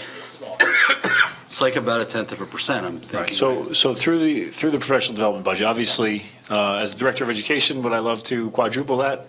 Absolutely. However, I presented in the budget presentation about our year three of our 5-year plan for Readers and Writers Workshop training. In year 3, we have the most significant amount of training involved in that because we have the way it worked is we train 2 grade levels at a time. And once we finish in 1 year, the group that finished the previous year, we carry them another year for an abbreviated amount of days. So year 3 is the peak of the process with the total amount of staff members being trained at the highest. This budget supports that. So we have that. That was a plan. We laid that plan out 3 years ago. We built the 5-year plan. In discussions with Barbara, we have the money in the existing proposed budget to support that plan. What we ended up having was a great change, and I mentioned earlier that we're no longer using a private contractor who is disconnected from a publisher to do our math training that we've been involved in. So the 5-year plan for our math training also still exists. However, we had a significant decrease in the expenses for the training as well as materials using the Go Math publisher, which I think in the big picture is going to be more supportive. That actually was a cost savings than the independent vendor that we were using. We also have the ability, which is something I've done over the last 3 years, was to supplement our district professional development local budget with Title II funds. Title II is a code of our federal grant, a portion of our federal grant that is aimed at supporting professional development. We use it for a variety of purposes. We use Title II money for our Orton training or Orton Gillingham training, where we see one in the room. We've sent a number of staff members out. We've got also, it's another, I like using 3-year plans. I apologize if I overdo it. We've got a 3-year plan to get a significant amount of staff members trained in Orton Gillingham, which is also something supported through this budget, as well as our collaboration with the use of our Title II funds. If there is an area that could suffer from the use of Title II funds, it's that I will have a less ability to send out staff members to their requests. So we have a process, we have a district goal, we have district goals that we support with our professional development. We also have been very generous in our staff members' personal requests to support their PDP goals. So we have PDP goals that every individual's teacher has, and they'll reach out and say, oh, I saw a great workshop at Rutgers on Readers and Writers Workshop training. Those are things that are not necessarily part of our district-provided professional development, but it supports, it supplements. So if there's any area that will have a less ability, it's going to be in the granting of those personal requests that are not necessarily part of our district plan. I've been very generous with those over the years. I think previous administrations, we didn't have as much of that ability, and that's an area that, that could be less. But as far as supporting our district goals, I'm comfortable. What I want, if it was up to me, I'd take $1 million. But I know that's not reasonable, and I know that we have to make things. That'll make the things better for the students. But we were also fiscally responsible this year because we partnered even in the Orton thing. Mr. Novak, actually through his connection at Ringwood, partnered with Ringwood for Orton Gillingham training, and we were able to train 3 teachers for the price that we originally thought we were going to only train 1. So that also is why you may see a reduction in the cost, because we were able to, use our funds from this year to basically triple the amount. And we're hoping to host that in the future, collaborating Right. with further Which would also other save districts us. coming to us, which would save us even further. more. Mr. Novak, a question? Sure. Okay. Dan, when you do, I'm just curious, I'm just curious about this. When you do data analysis, isn't that considered professional development where teachers meet after school, so it's at no cost to the district, where they're setting objectives and benchmarks for kids? Sure. Well, we Okay. have that structure in place. The second meeting of every month is Professional dedicated for a learning. professional learning community, as well as we know our staff, they don't just stick around for only the required PLC time. They're also meeting all the time to look at these things. So yeah, that's a component of it, and it supports our goals and their personal professional development goals. So the data analysis is done by our own staff? Correct. Thank you. Any other questions about Nicole? the fact that we're at this point picking apart the budget, with such scrutiny is a little frustrating because I feel like we've had these conversations. You go to other districts and other towns and how great the fields are and the facilities, and we're trying to find Band-Aids for kids sitting in school with garbage cans in the hall with moldy water dripping out of them. I mean, at what point, do we have to say, we can't squeeze the kettle dry anymore? I mean, what we're talking about is $10 a month. And I think the administration is doing everything they can to spread that out across curriculum. I mean, everything that's been presented, we're looking at the phonics programs, we're looking at the math programs, the things that we've been challenging them to do for the past year, and they're doing it, but they don't have unlimited funds. So to your point, they can't put all that money in professional development. They're doing the areas that they think are the highest priority for right now. I mean, I get that there are people that, maybe don't have that vested interest and don't have kids in the schools anymore, but there's, the parents of 3,400 kids out there that want to see these schools thriving, and we can't do that with the 0% increase year after year after year.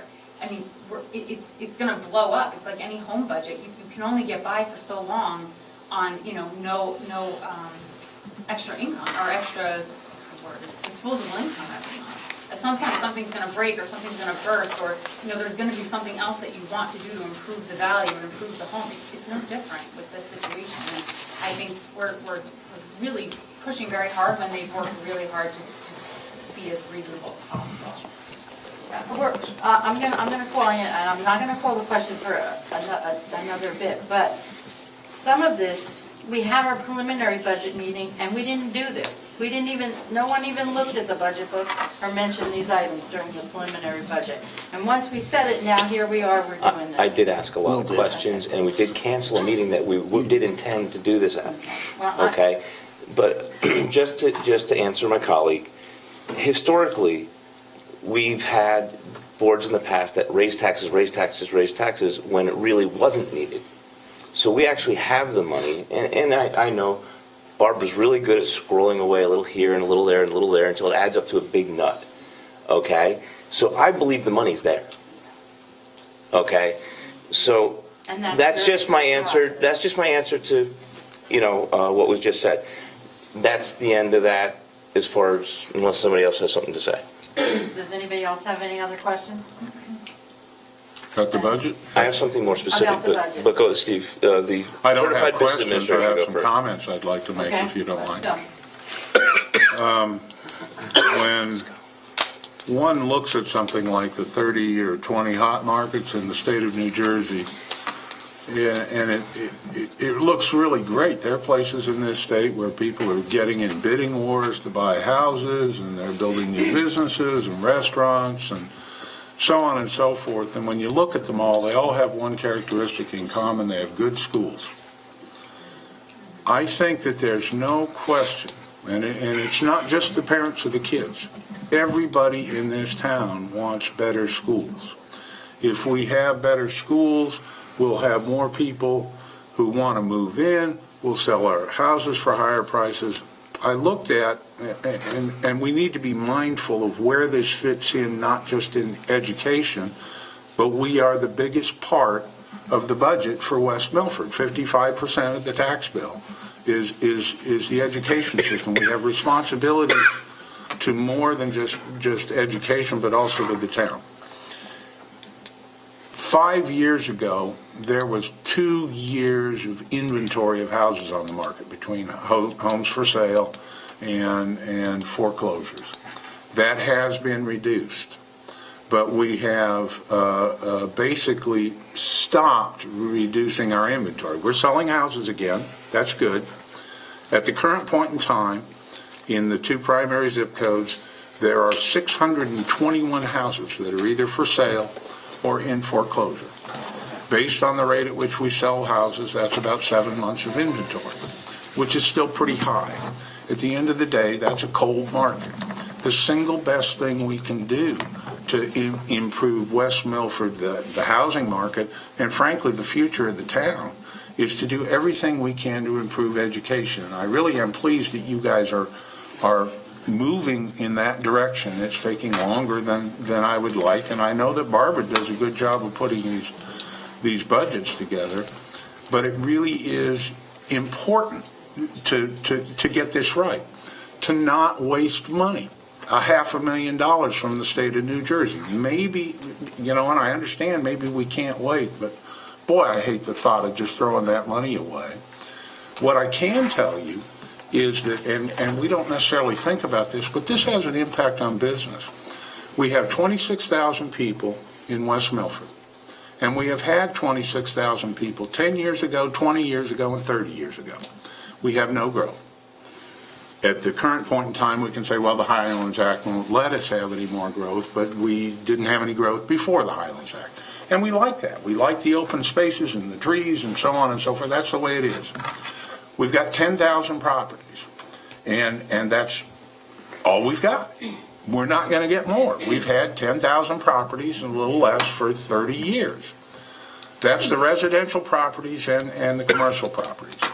And lots of people say we need more ratables, and I agree, we do need more ratables. But the reality is that with the property taxes we have, it increases rent and property taxes and so on and so forth. And I think a lot of people know this, but here's some businesses that have closed in the last 2 years. A&P, Sears, Joey's Restaurant, The Huntsman, Uncle Chubby's, Valley View Pub, Lakeland Bank. The property taxes are, so where we want to attract more ratables, we're having exactly the opposite. We're pushing them away. Spending our money effectively on education means the world to the future of West Milford. Not just the parents, but the retired people, the businesses, everybody. We really have to do everything we can to use the money effectively to improve education. That's the goal. But there's a bigger purpose, not just a few kids here. We really have to do a good job for this town. So I'd like us to continue to be cognizant of how important it is. Taxes taxes actually matter. I looked at over the period of time, and these are numbers that I got from the town, from 2000 to 2010, taxes went up 6.92% per year. Per year. Almost 7% per year. 10 years in a row. During that same period of time, inflation was slightly less than 2%. And during that same period of time, we actually had a decline in enrollment. You would think that with a decline in enrollment, that we ought to be able, and this is back to 26,000 people, that's it. That's all we've had for 30 years. And you would think that with a decline We're not going to have more than that because of watershed, correct? I don't want it out there that the school is driving people out of town. No, that's not the reason for the decline in We have enrollment. watershed property and you can't build anywhere. Yeah. I just want to be clear on that. That's all. It's Newark. Didn't make any difference. $100 million, money's all spent, not one iota of increase. They can't even find that money. Ray, you did have something? Yeah, so I know we always have good conversation. When you cited the real estate, where did that information come from? Zillow. Okay. You saw me do it, right there. I thought it was Zillow. So because of the business that I'm in, I actually subscribe. I'll cite my source so I don't get in trouble. Atu.com, they are a real estate valuation company, and they do that in New Jersey, Pennsylvania, Delaware. I even think some parts of New York now.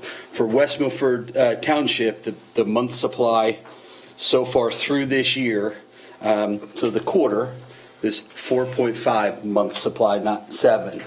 So that's the valuation. Now, I will also say, to Steve's point, I agree with regard to the housing, right? Passaic County as a whole is at 3.8. So I do think West Milford has some work to do, but I just want to make sure that people realize that homes are probably selling a little bit quicker than what they thought, and surely quicker than they were back in 2010. Mm-hmm. We know what the market was like. Everything was slow then. So.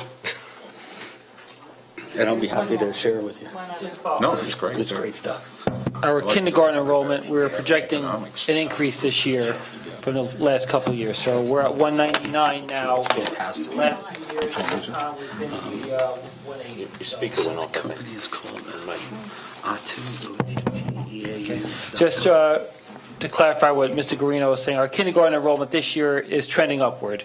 We're at 199 now on April 24th. The last few years at this time, we've been around 180. So we should pick up a certain number of, we'll pick up more students between now and Labor Day weekend. So we are looking, that's how it starts with kindergarten, but, Did anybody else have any discussion about the budget?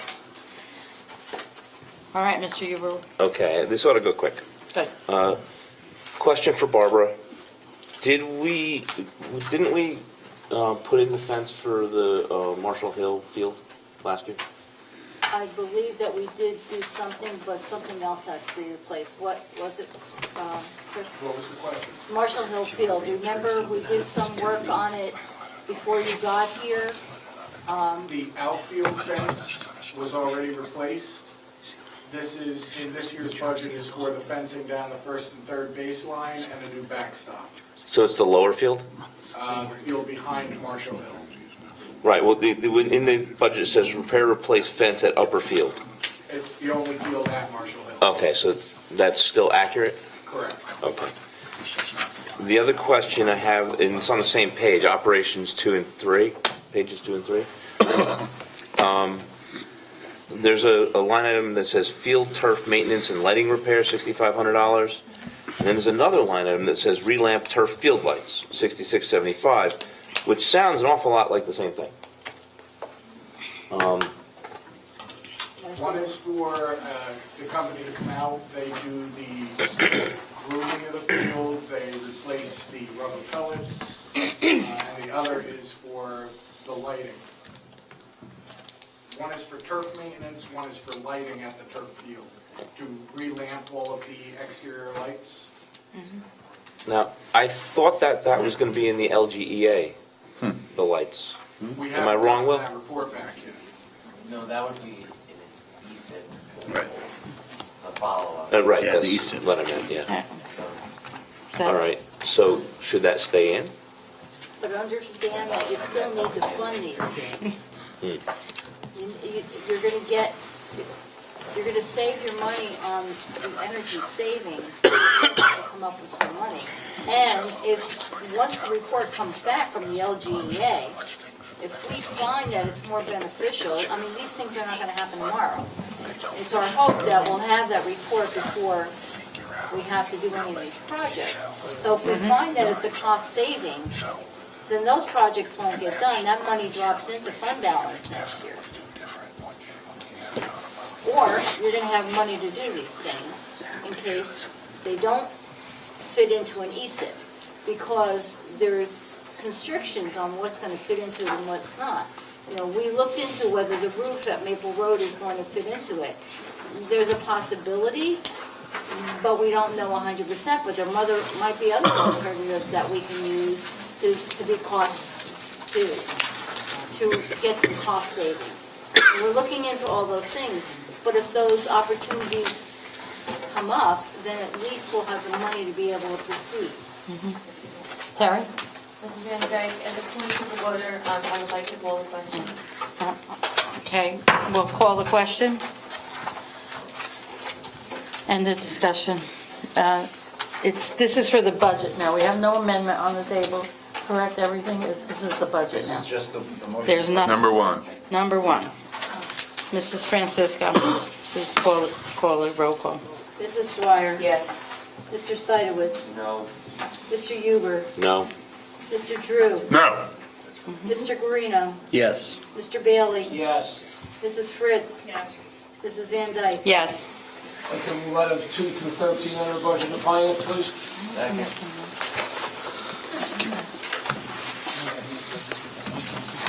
Can I, 2 through 13. I need a second. I second. I'm sorry. Quiet. I wasn't paying attention. Any discussion on those motions? Mr. Guarian? So I just had a question about number 11. And we're talking about training and travel-related expenditures for board trustees. We all do this as volunteers. We spend a lot of time, so I can appreciate why that's in there.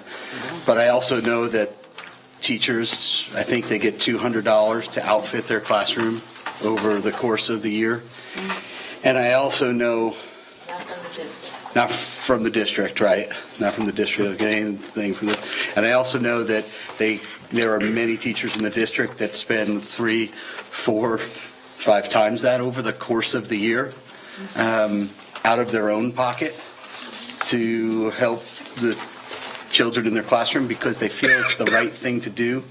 So I just feel like those kinds of things, maybe those are things that we could forego, and maybe that's money that could go back. Yeah.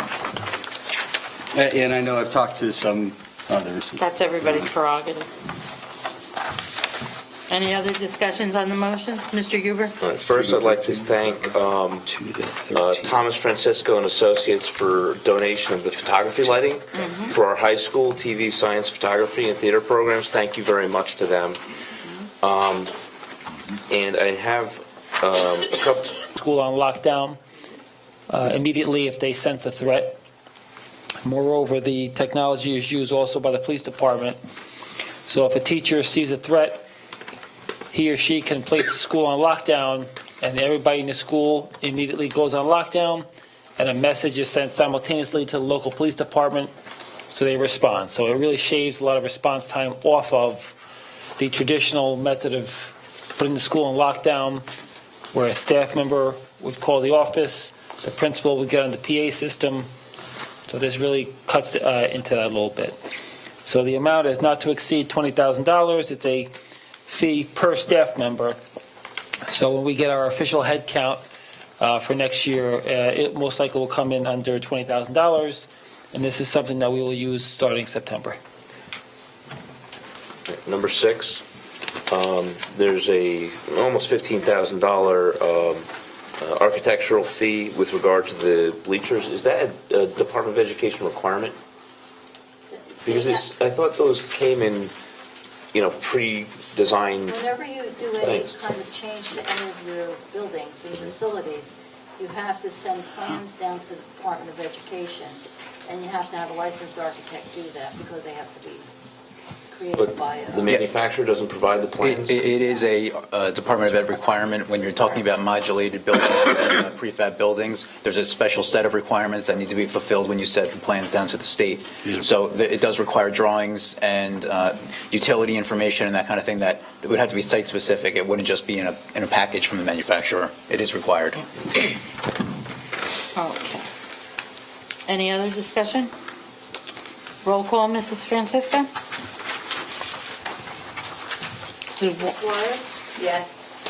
Mr. Seidowitz? Yes. Mr. Huber? Yes. Mr. Drew? Abstain on item 11, and yes to the remainder. Mr. Guarino? Yes. Mr. Bailey? Yes. Mrs. Fritz? Yes. Mrs. Van Dyke? Yes. Move item number 14 under budget and finance, please. Second. Any discussion? Roll call? Mr. Seidowitz? Yes. Mr. Guarino? Yes. Mrs. Fritz? Yes. Mrs. Dwyer? Yes. Mr. Huber? Abstain. Mr. Bailey? Yes. Mr. Drew? Abstain on my travel to the workshop, and yes to the remainder. Mrs. Van Dyke? Yes. Like to move item number 15 under budget and finance, please. Second. Discussion? Mrs. Francisco? Mr. Bailey? Yes. Mr. Seidowitz? Yes. Mrs. Fritz? Mr. Guarino? Abstain. Mr. Drew? Yes. Mrs. Dwyer? Yes. Mr. Huber? Yes. Mrs. Van Dyke? I abstain. Like to move item number 16 under budget and finance, please. Second. Discussion? Mrs. Francisco? Mr. Bailey? Yes. Mr. Guarino? Yes. Mrs. Dwyer? Yes. Mr. Seidowitz? Yes. Mr. Huber? Yes. Mrs. Fritz? Mr. Drew? Yes. Mrs. Van Dyke? Yes. Like to move item number 17 and 18 under budget and finance, please. Any discussion? Go ahead, Mrs. Francisco. Mrs. Dwyer? Yes. Mrs. Fritz? Yes. Mr. Drew? Yes. Mr. Seidowitz? Yes. Mr. Huber? Abstain to 17, yes to 18.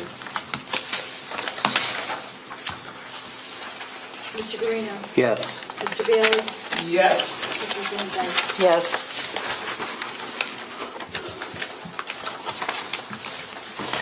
That ends your report, Mr. Bailey? Okay. Personnel, student affairs. Will you take it, Will? I would like to move items 1 through 50 under personnel and student affairs. Second. Discussion? I'd like to hold 13 and 14 for after executive session. 13 and 14.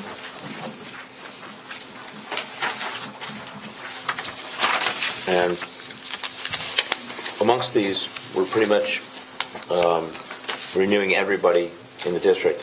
I have a question for Dr. Anamone.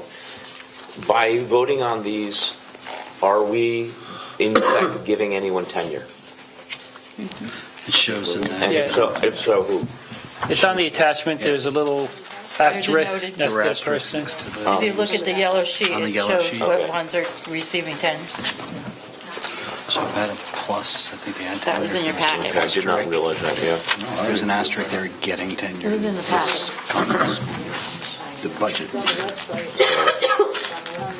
Yeah, So- it's definitely in. Any other No, discussion? that changed on the, Mr. Drew? sure he has it. Just real briefly, it is indeed unfortunate to lose Ms. Fanning as supervisor. That's of transportation. Very true. She was doing They gave us fantastic. today. There should be a plus. Very true. Surety, yeah. Any other discussion under personnel?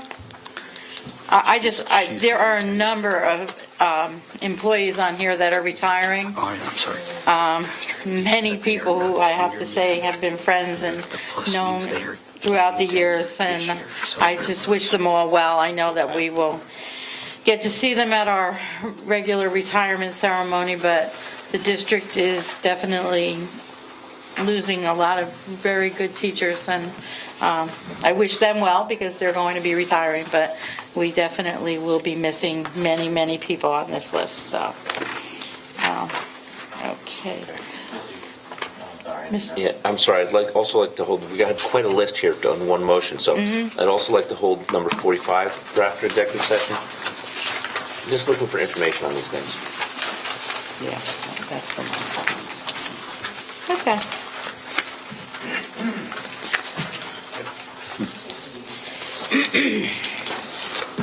Okay. Any other discussion? Okay, Mrs. Francisco? Mr. Bailey? Yes. Mr. Guarino? Yes to all except for 27 and 31, I'll abstain. Mr. Huber? Come back to me, please.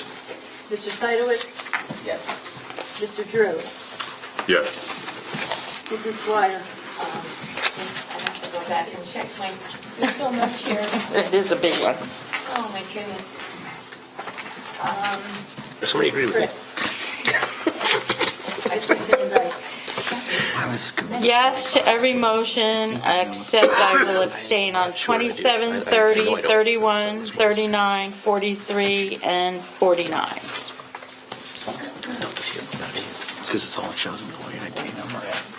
I would like to move items 51 through 56 on the hand carry. Second. Put it down as a yes. Were we coming back to you? No, he didn't vote yet. Yeah, I told her I'd put me down as a yes. I'm sorry, what was the motion for? My apologies. 50 through? Hand carry. 51 to 56. Again, Okay, the Yes. blue one? Thank you. Will moved it. Is there a second? Mr. Bailey. Any discussion? Here again, 2 more employees that are retiring. been with us a very long time. Okay. No discussion? Mrs. Francisco? Mr. Bailey? Yes. Mrs. Fritz? Yes. Mr. Huber? Yes. Mr. Seidowitz? Yes. Mr. Drew? Yes. Mrs. Dwyer? Yes. Mr. Guarino? Yes. Mrs. Van Dyke? Yes.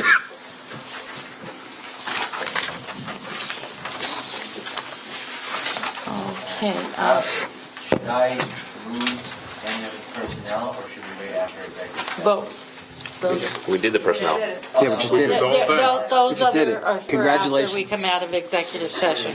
Motion. Yeah. Fine, Mrs. Dwyer, education? I'd like to move items 1 through 12 on the Second? Discussion? Mr. Huber? Kudos on number 5 to the administration. Conceptual physics, automotive 3 special projects. Great ideas. Great ideas, guys.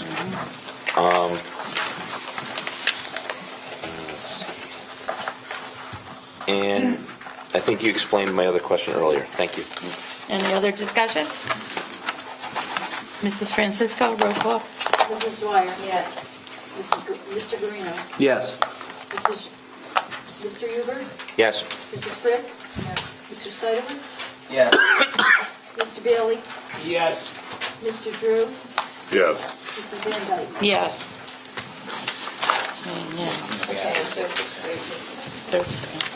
So we need, can we do policy before executive session? Yeah. Okay.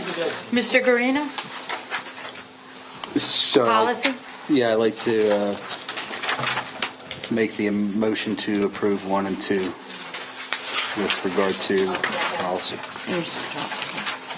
Discussion? Okay. I've got it organized this week. I see that. All right. Everybody got a handout. I just have to find mine. Basically, what the handout is after last meeting, spoke to Mr. Guarino, who asked the administration to get a copy of the revised substance abuse policy and regulation. And I see that they did put in one of the very small suggestion I had about the policy, so there's no discussion on that. Everybody saw it in the packet, I assume. On the regulation, I have some things in here. I really didn't change what was there so much as added to it. And there's some reasons. I'm being on the CASA committee. This is kind of near and dear to my heart now. Okay, I've learned an awful lot from the folks that go to those meetings. And one of the things that I saw in the regulation was that we were waiting until the third offense on drug possession or drug, paraphernalia, whatever offense it was, for there to be any kind of an intervention with the parents formally.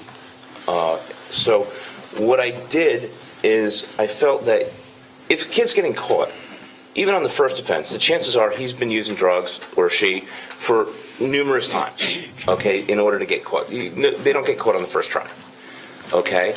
So on the second offense or the third offense, they're using a lot, because if they get caught that many times, you know that there's a habit going on. So my feeling is that there ought to be an intervention for the safety of the children, safety of the other students as well, that brings the parents, the administration together to help the kid. All right. You can see on the cover page, it was an email that I sent to Mr. Guarino with this, and it kind of explains the reasoning behind it. So if you look through, you'll see sections where it says, at the superintendent's option, a meeting with the superintendent and principal will be held with the student and parents to develop a behavioral and drug treatment-related contract. Okay? That's just added in. Instead of it being only on the third offense, it's added into the first and second as well, so that the school can help start a dialogue with the family to get the kid help. Okay? That, I think, is the most important change in here that I'm asking for. I added, one of the other changes is I added some formatting there were paragraphs without numbers or letters. I added some formatting so that it's easier to refer to things. It's a 21-page regulation. That's the least important thing in here. I added just some other things. I noticed, being a lawyer, I noticed that there were some things in here that I thought parents and lawyers could pick apart. So I added a definition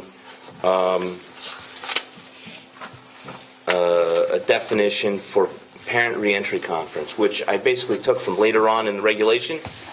It was actually the language that was already used in there. I just put it forward and made it into a definition.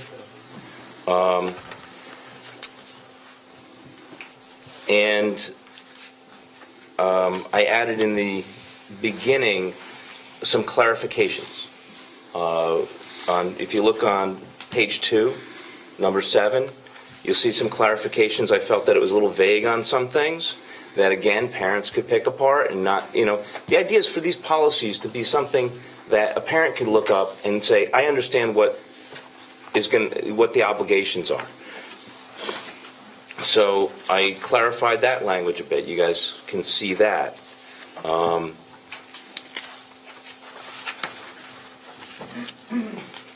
Anybody have a question about that paragraph? Because I figured that one would be one that people would want to discuss. Ray, did you have a chance? Sorry, Mr. Bailey, I wasn't looking at you. Don't blame me, I know you're going to sleep. Everybody is here. I have a question for you, though. All right, point of order. Excuse me. Okay, Point of order. Wait, he has the floor, Greg, I can't. I'm sorry, I All right, thought, under possession, the first and the second and third offense, didn't have any mention of the extracurricular activities and stuff, so I simply referenced it back to the first offense. Okay, so that they were repeated. Yeah. well, let Mr. Bailey ask his question, because he was next. Go ahead, Mr. Bailey. Replay, that's why I did jump in the last time, because it was, does anybody have any Okay, questions? So go, I raised Mr. my Bailey. hand and- Go ahead, okay, that's enough. Here is my general question. Yes.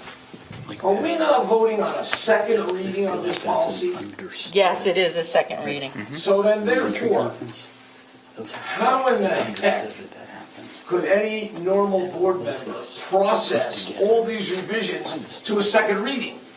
This is a revision, this is such substandard wordsmanship, because coming out. Point of order again. Okay, Greg, you can't, let's keep it to the topic and not the board member, okay? You said wordsmanship in general. Yeah, I know, but I just want to add, I looked through these revisions, they're relatively benign, they're fine, but on the agenda is the second reading, and the policy committee really should look at these revisions and make a recommendation on them. So, I mean, unless...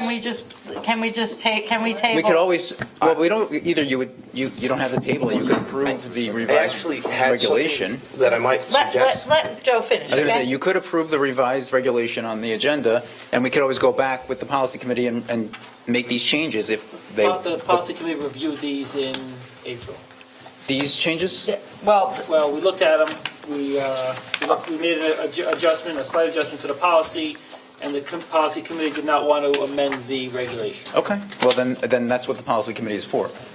Are these more amendments to what was there? I'm looking at Mr. Sidowitz raising his eyebrow. No, I mean, I'm no longer on the policy committee. He was Oh, you're not not? there. An April meeting, so. Yeah, I didn't see an April meeting on the... There's minutes right here. If you want to look at the April minutes, you can look at them. They're in the packet. There was a meeting, there was a policy meeting following the budget and finance meeting at the last meeting. If anybody doesn't like these changes, I would invite a meeting with the policy committee, Janice Garish, who handles this stuff in the high school, and maybe a couple of knowledgeable people from CASA to come and sit down and... Well, Janice Garish wrote the policy. She did. She wrote. Well, last meeting, I was told it was a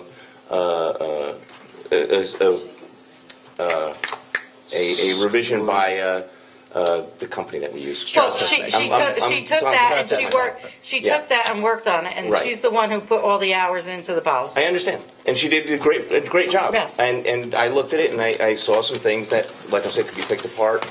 And being on the CASA committee, I became aware that it's really important to have intervention. Okay? Okay. So, again, I would welcome anybody who wanted to make a motion to table it and have that meeting. I was going to say, I mean, the board, any board member obviously has the right to make a motion to table, but the motion that's on the agenda is the one that came out of the policy committee. I don't have an issue legally with any of Mr. Huber's changes. They're all fine and benign, but that's not what the policy committee recommended. If these changes are to be made, we should make them through the policy committee. I don't have an issue with them, but there's a procedure for it. Ray, did you have your hand up first? So, yeah, I was going to say, Yes. first off, Because you're the chair. because of some of our conversation with regard to this, I had requested, even though it wasn't shown, I had requested that we have a meeting so we Right. could discuss this. I think, to Joe's we point, did. some of our discussion was, much of this might have been benign. Right. And we just kind of looked at that and felt like there are things in here that speak to it enough. And, you know, I appreciate that we have good conversation, and I want to continue that, and hopefully we'll be able to do it quicker than we did last time, because we just got stuck with some. It took us work 2.5 things. weeks to actually get the piece of the document, so that was what the delay was. Mr. Drew, you had your hand up. I'm sorry, but Mr. Guarino was Just ahead. quickly, I want to make sure I understand. Originally, there was no scheduled policy meeting, but then we held an ad hoc meeting without notifying the board? No, it was a committee meeting. Correct. And originally, there wasn't any business, but then Mr. Guarino got the packet from Mr. Huber, and he asked to have the policy meeting to follow budget and finance. Okay. Yeah. The policy committee was already there. Mr. Seidowitz resigned from the policy committee, so that's why he was not there for the meeting. So now who's left on the policy committee? Ray and you? Yes, and Terry stayed, I believe, to sit in because she was there for a prior meeting, so we had 3 people there. Okay, I'll volunteer to be on the policy committee if there's a vacancy. Sure. Well, we'll be happy to do that. So is there any more discussion on the policy that's laid out?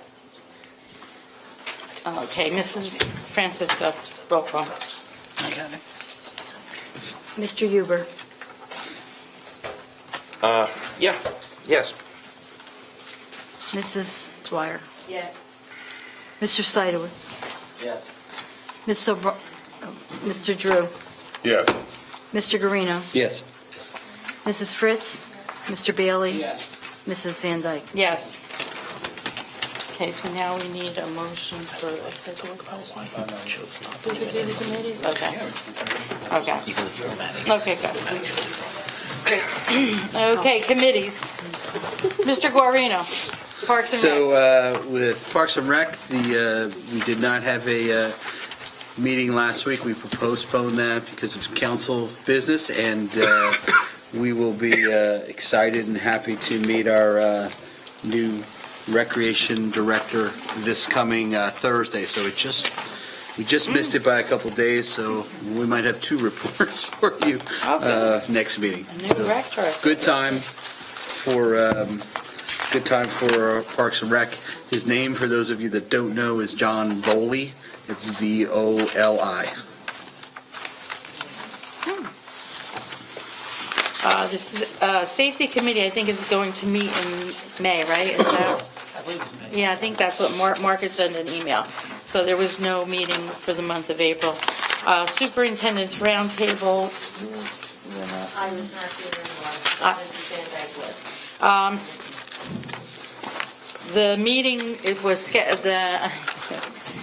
I think I might have given this report, I'm not sure. The March meeting, there were a few items discussed, the kindergarten enrollment, which you had given, and we talked about the voting at PK.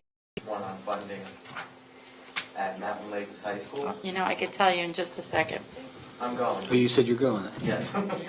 Oh, I could tell you in just a second. New Jersey school boards, we were at the conference for the school boards. I gave that report in my president's report. Mr. Huber, legislative. I thought since this meeting was going to be long, we might forego that Oh. this meeting. Okay, good. I didn't mean it that way, but we did, I know what you mean. Technology, Mrs. Fritz, anything? Yep, I do have an update, since we don't meet too regularly. We met on April 5th. There's a lot of work being done around technology and infrastructure. It's not the most exciting parts of things that we hear about on a daily basis, but it's a lot of good work that's being done. A couple different areas. In the area of security, we've coordinated with the police department to provide them access to school camera systems. We're also looking into various vendors to get quotes to expand our security offering across the district.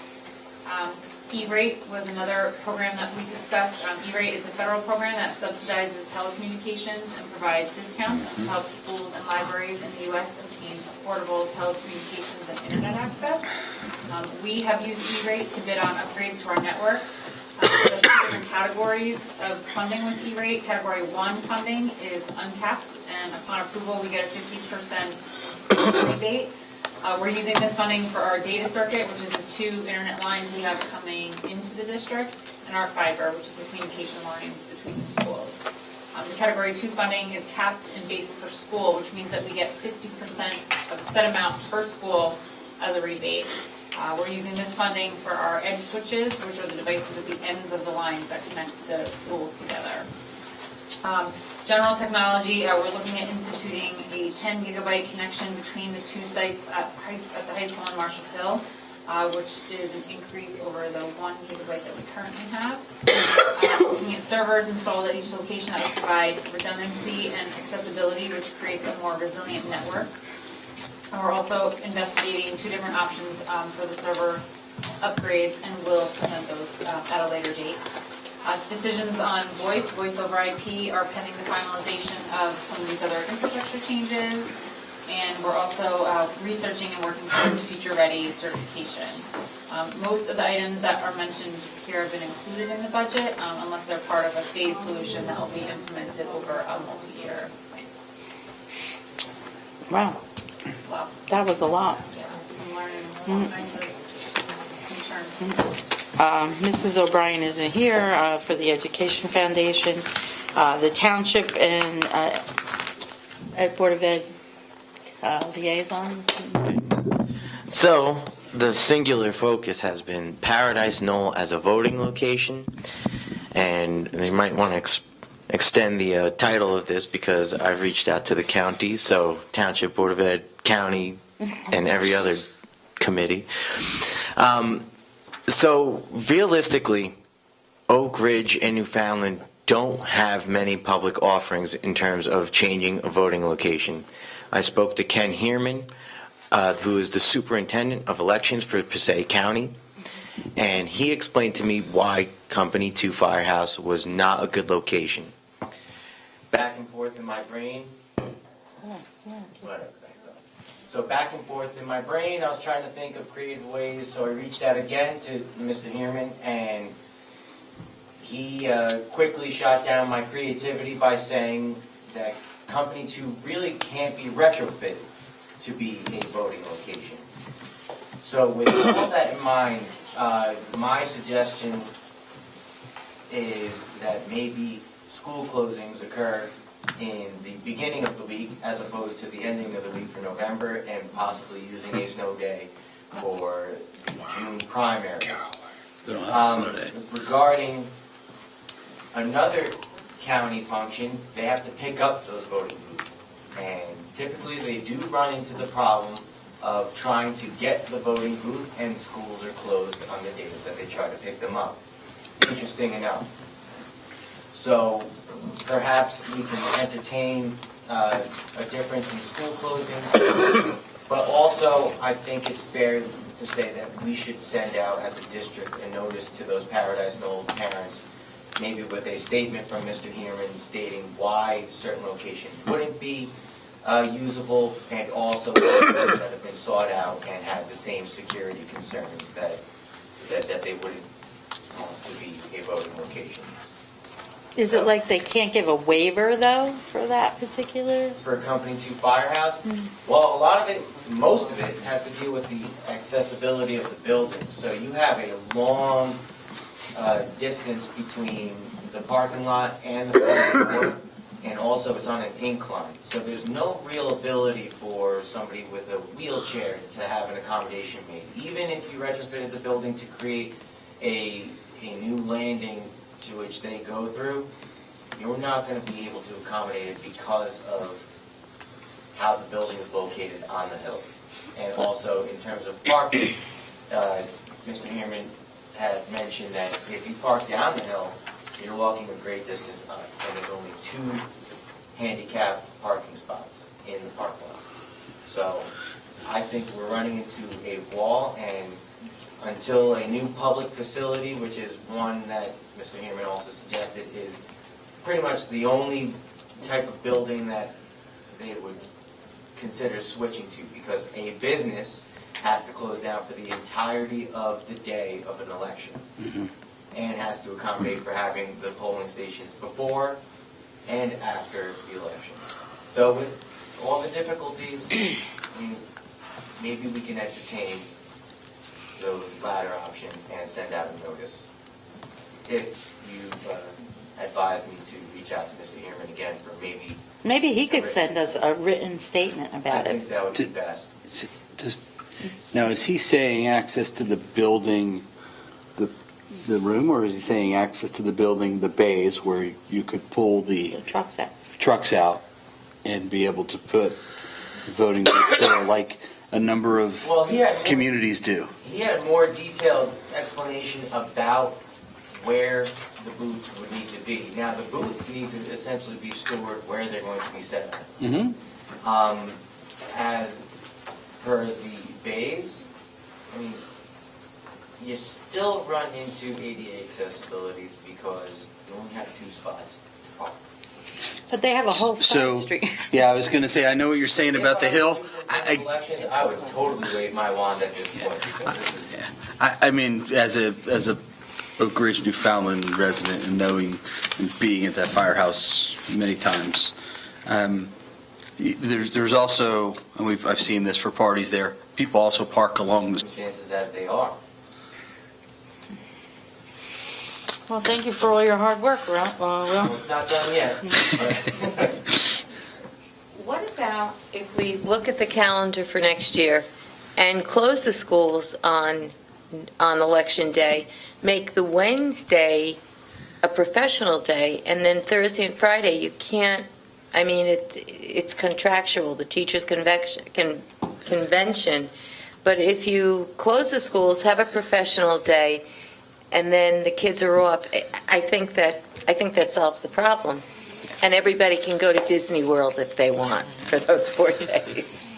Will makes it sound like it's easier to get the teachers' convention moved to Monday and Tuesday for us to move our election to a firehouse. I'm just curious how they do it in other firehouse. It's legal, it's illegal. So I can report that back to Mr. Heerman. That was good. Thursday and Friday, yeah. I think you should, In-service day, Seriously? hopefully it doesn't get ruled out, Bays are because huge. the parents will have this concern for, I guess, many more years to come otherwise. I totally understand it. Well, at least let's get a letter from him stating why we can't have it there in writing. I know you put a lot of time and effort into this, so thank you. Crazy, crazy. Mr. Huber. Okay, CASA Committee, Community Against Substance Abuse.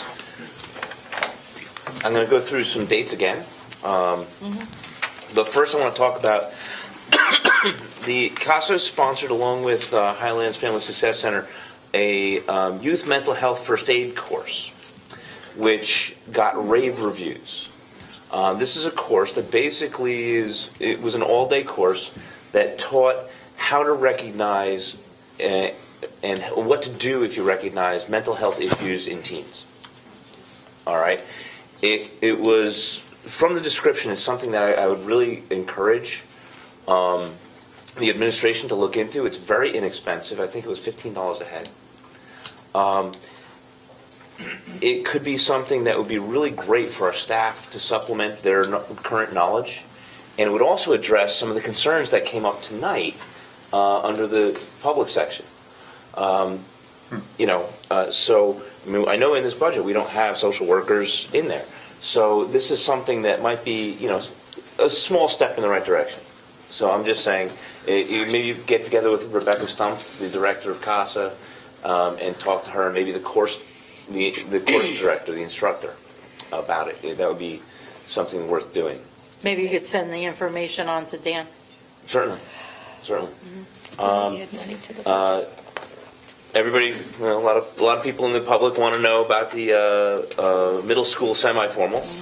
It's at Macapin School. The doors open at 7 p.m. It's $15 a head at the door. Please bring exact change. And don't forget the permission slip. If they the kids don't have the permission slip, they will not be allowed to enter. When is it?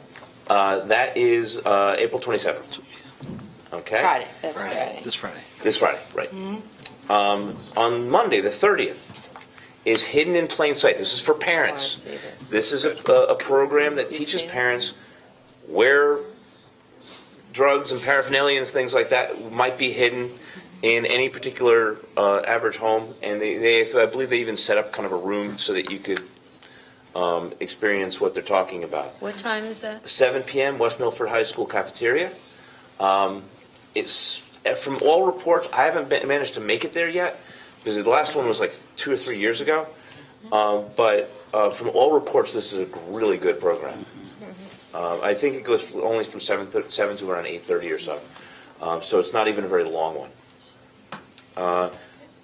May 12th is the Lions Health Fair at the Rec Center. May 14th is Parents Who Host presentation by United for Prevention. It's open to the public. I don't know where that is, though. What's the date? May 14th.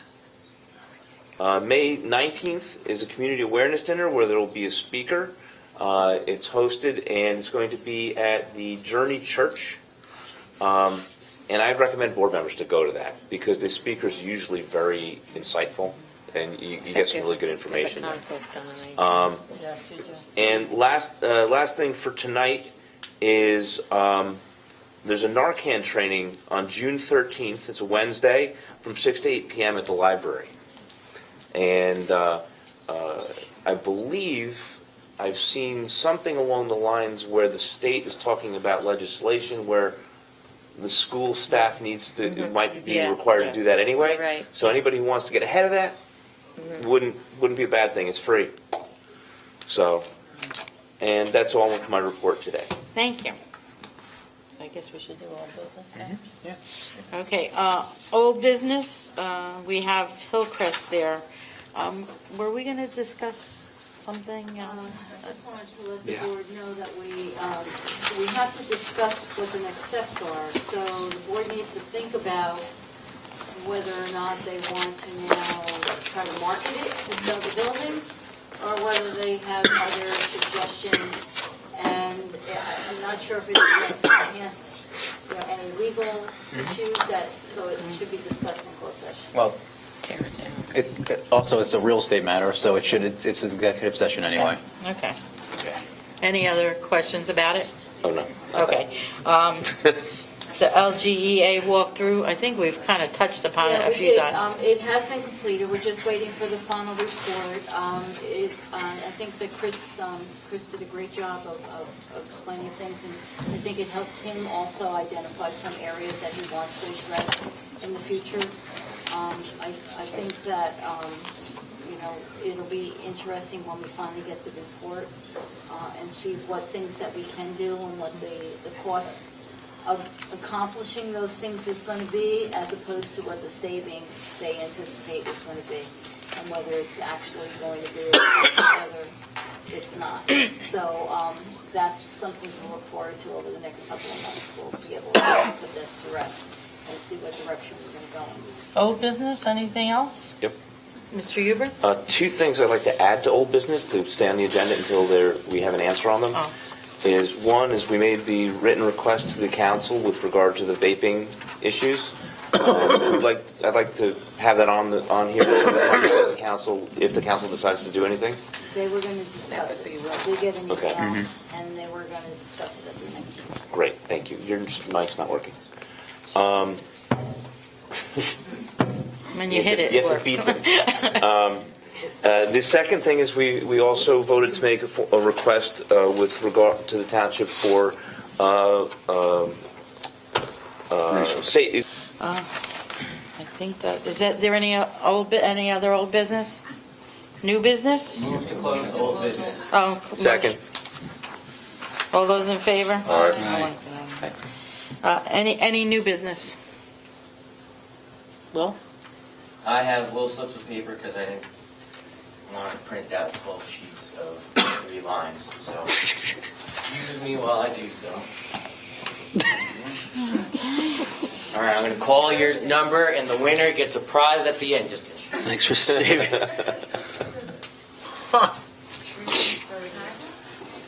So while I'm doing this in unorthodox fashion, I move that the administration prepare a capital project forecast report providing a prioritized list of anticipated capital projects within a 5-year window by the first regular meeting in July 2018. It's kind of, that's what your strategic plan is, isn't it? What's strategic? Second. Thank you. Okay. Discussion? Anybody have a question about this? Ray? I like the idea. You like the idea? Yeah, so it ends, I will just say again, just from what we do, we have a capital expense report that we follow to help us stay on track with projects, and I think it's good for us to see that, see when things open, when things close, and how much money's being spent. I'm all for it. Nicole first. Nicole? Will had talked to me about this as well. He initially had proposed a 10-year plan, which I thought was a little unrealistic and probably not something that would be very easily done. But I can see a benefit of specifically outlining,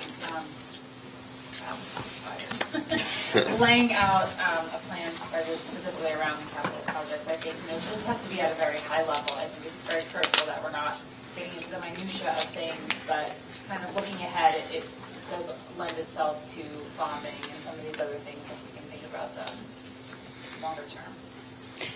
Is this something that we have?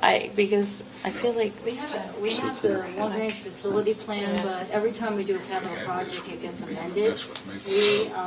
Dr. Anamone and I had done a walk through the buildings last year, and then we changed facilities directors, supervisors, so. Okay. They we can't have hear you, they're talked saying. about it. They're We've not talked working. about it there. We've talked about it in the past, but there's been a lot of other things going on, so we've never been able to actually pull all the strings together. So it would be something like this? Yeah, we have talked about creating some kind of a plan, and I think we do have a template. You know, we have a lot of ideas. It's just a matter of trying to pull everything together. I got a template. I would just add, I would lean on the administration to tell us whether July is a reasonable. I was just gonna say I that. said to Will, there's a lot going on in the next couple of months that maybe that's not realistic, that look for your kind of input on timing. I think before the next budget cycle begins, and believe me, that's not going to be too far past July, because we'll be doing this again in late September. So I think, as the summer winds down, we can shoot for the September meeting. Okay. I amend the motion to change July to August. Can't he just withdraw and make another one? Yeah, it's I'll either or. It's the resecond. same I'll effect either. resecond that. Second that. I'll third it. But then you have to There's vote only- on the amendment? No, just He the regular withdrew- he motion. made the motion. There's only one meeting in August, by the Okay, way. okay. So it's the August meeting. Okay. And of course, in the intervening time, if that's not enough time for the administration to do so, we could always, change that timeline as well. Is there any other discussion on the motion? Do we have a second? Roll call?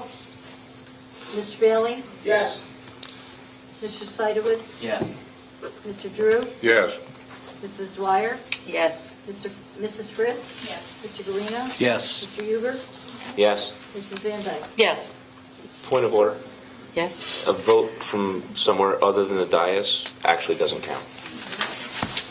Thank you, so noted. It's still passed. Yeah. Yeah. Okay. We need, is there any other discussion on new business? Move to close new business. Second. All those in favor? Any opposed? Now it's public comment. Okay. Members of the public who have requested to speak prior to the meeting will be first for 5 minutes. That should be taken out of there. It shouldn't read like that. Will be first for 5 minutes for each speaker for a period of 30 minutes, and then time permitting, other public comment limited to 5 minutes per speaker will be allowed until the 30-minute period transpires. All speakers are asked to give their full name, spell their last name, and provide their address. Speakers may not use the names of students during their public comment. Would anyone like to speak? Move to close public comment. Second. All those in favor? Calm down. Aye. Those opposed?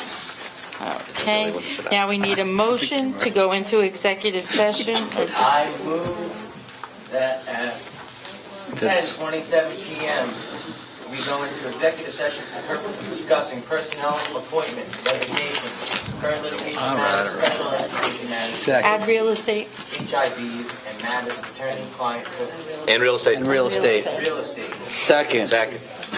Beat me. The executive session minutes will not be released until such time as the privilege or confidentiality is no longer applicable. All those in favor? Aye. Any opposed? Okay, Let's do it. we will take action. Sounds important. All right, so how are we going to do it? Yeah. What's that? D-bar stays out. Okay.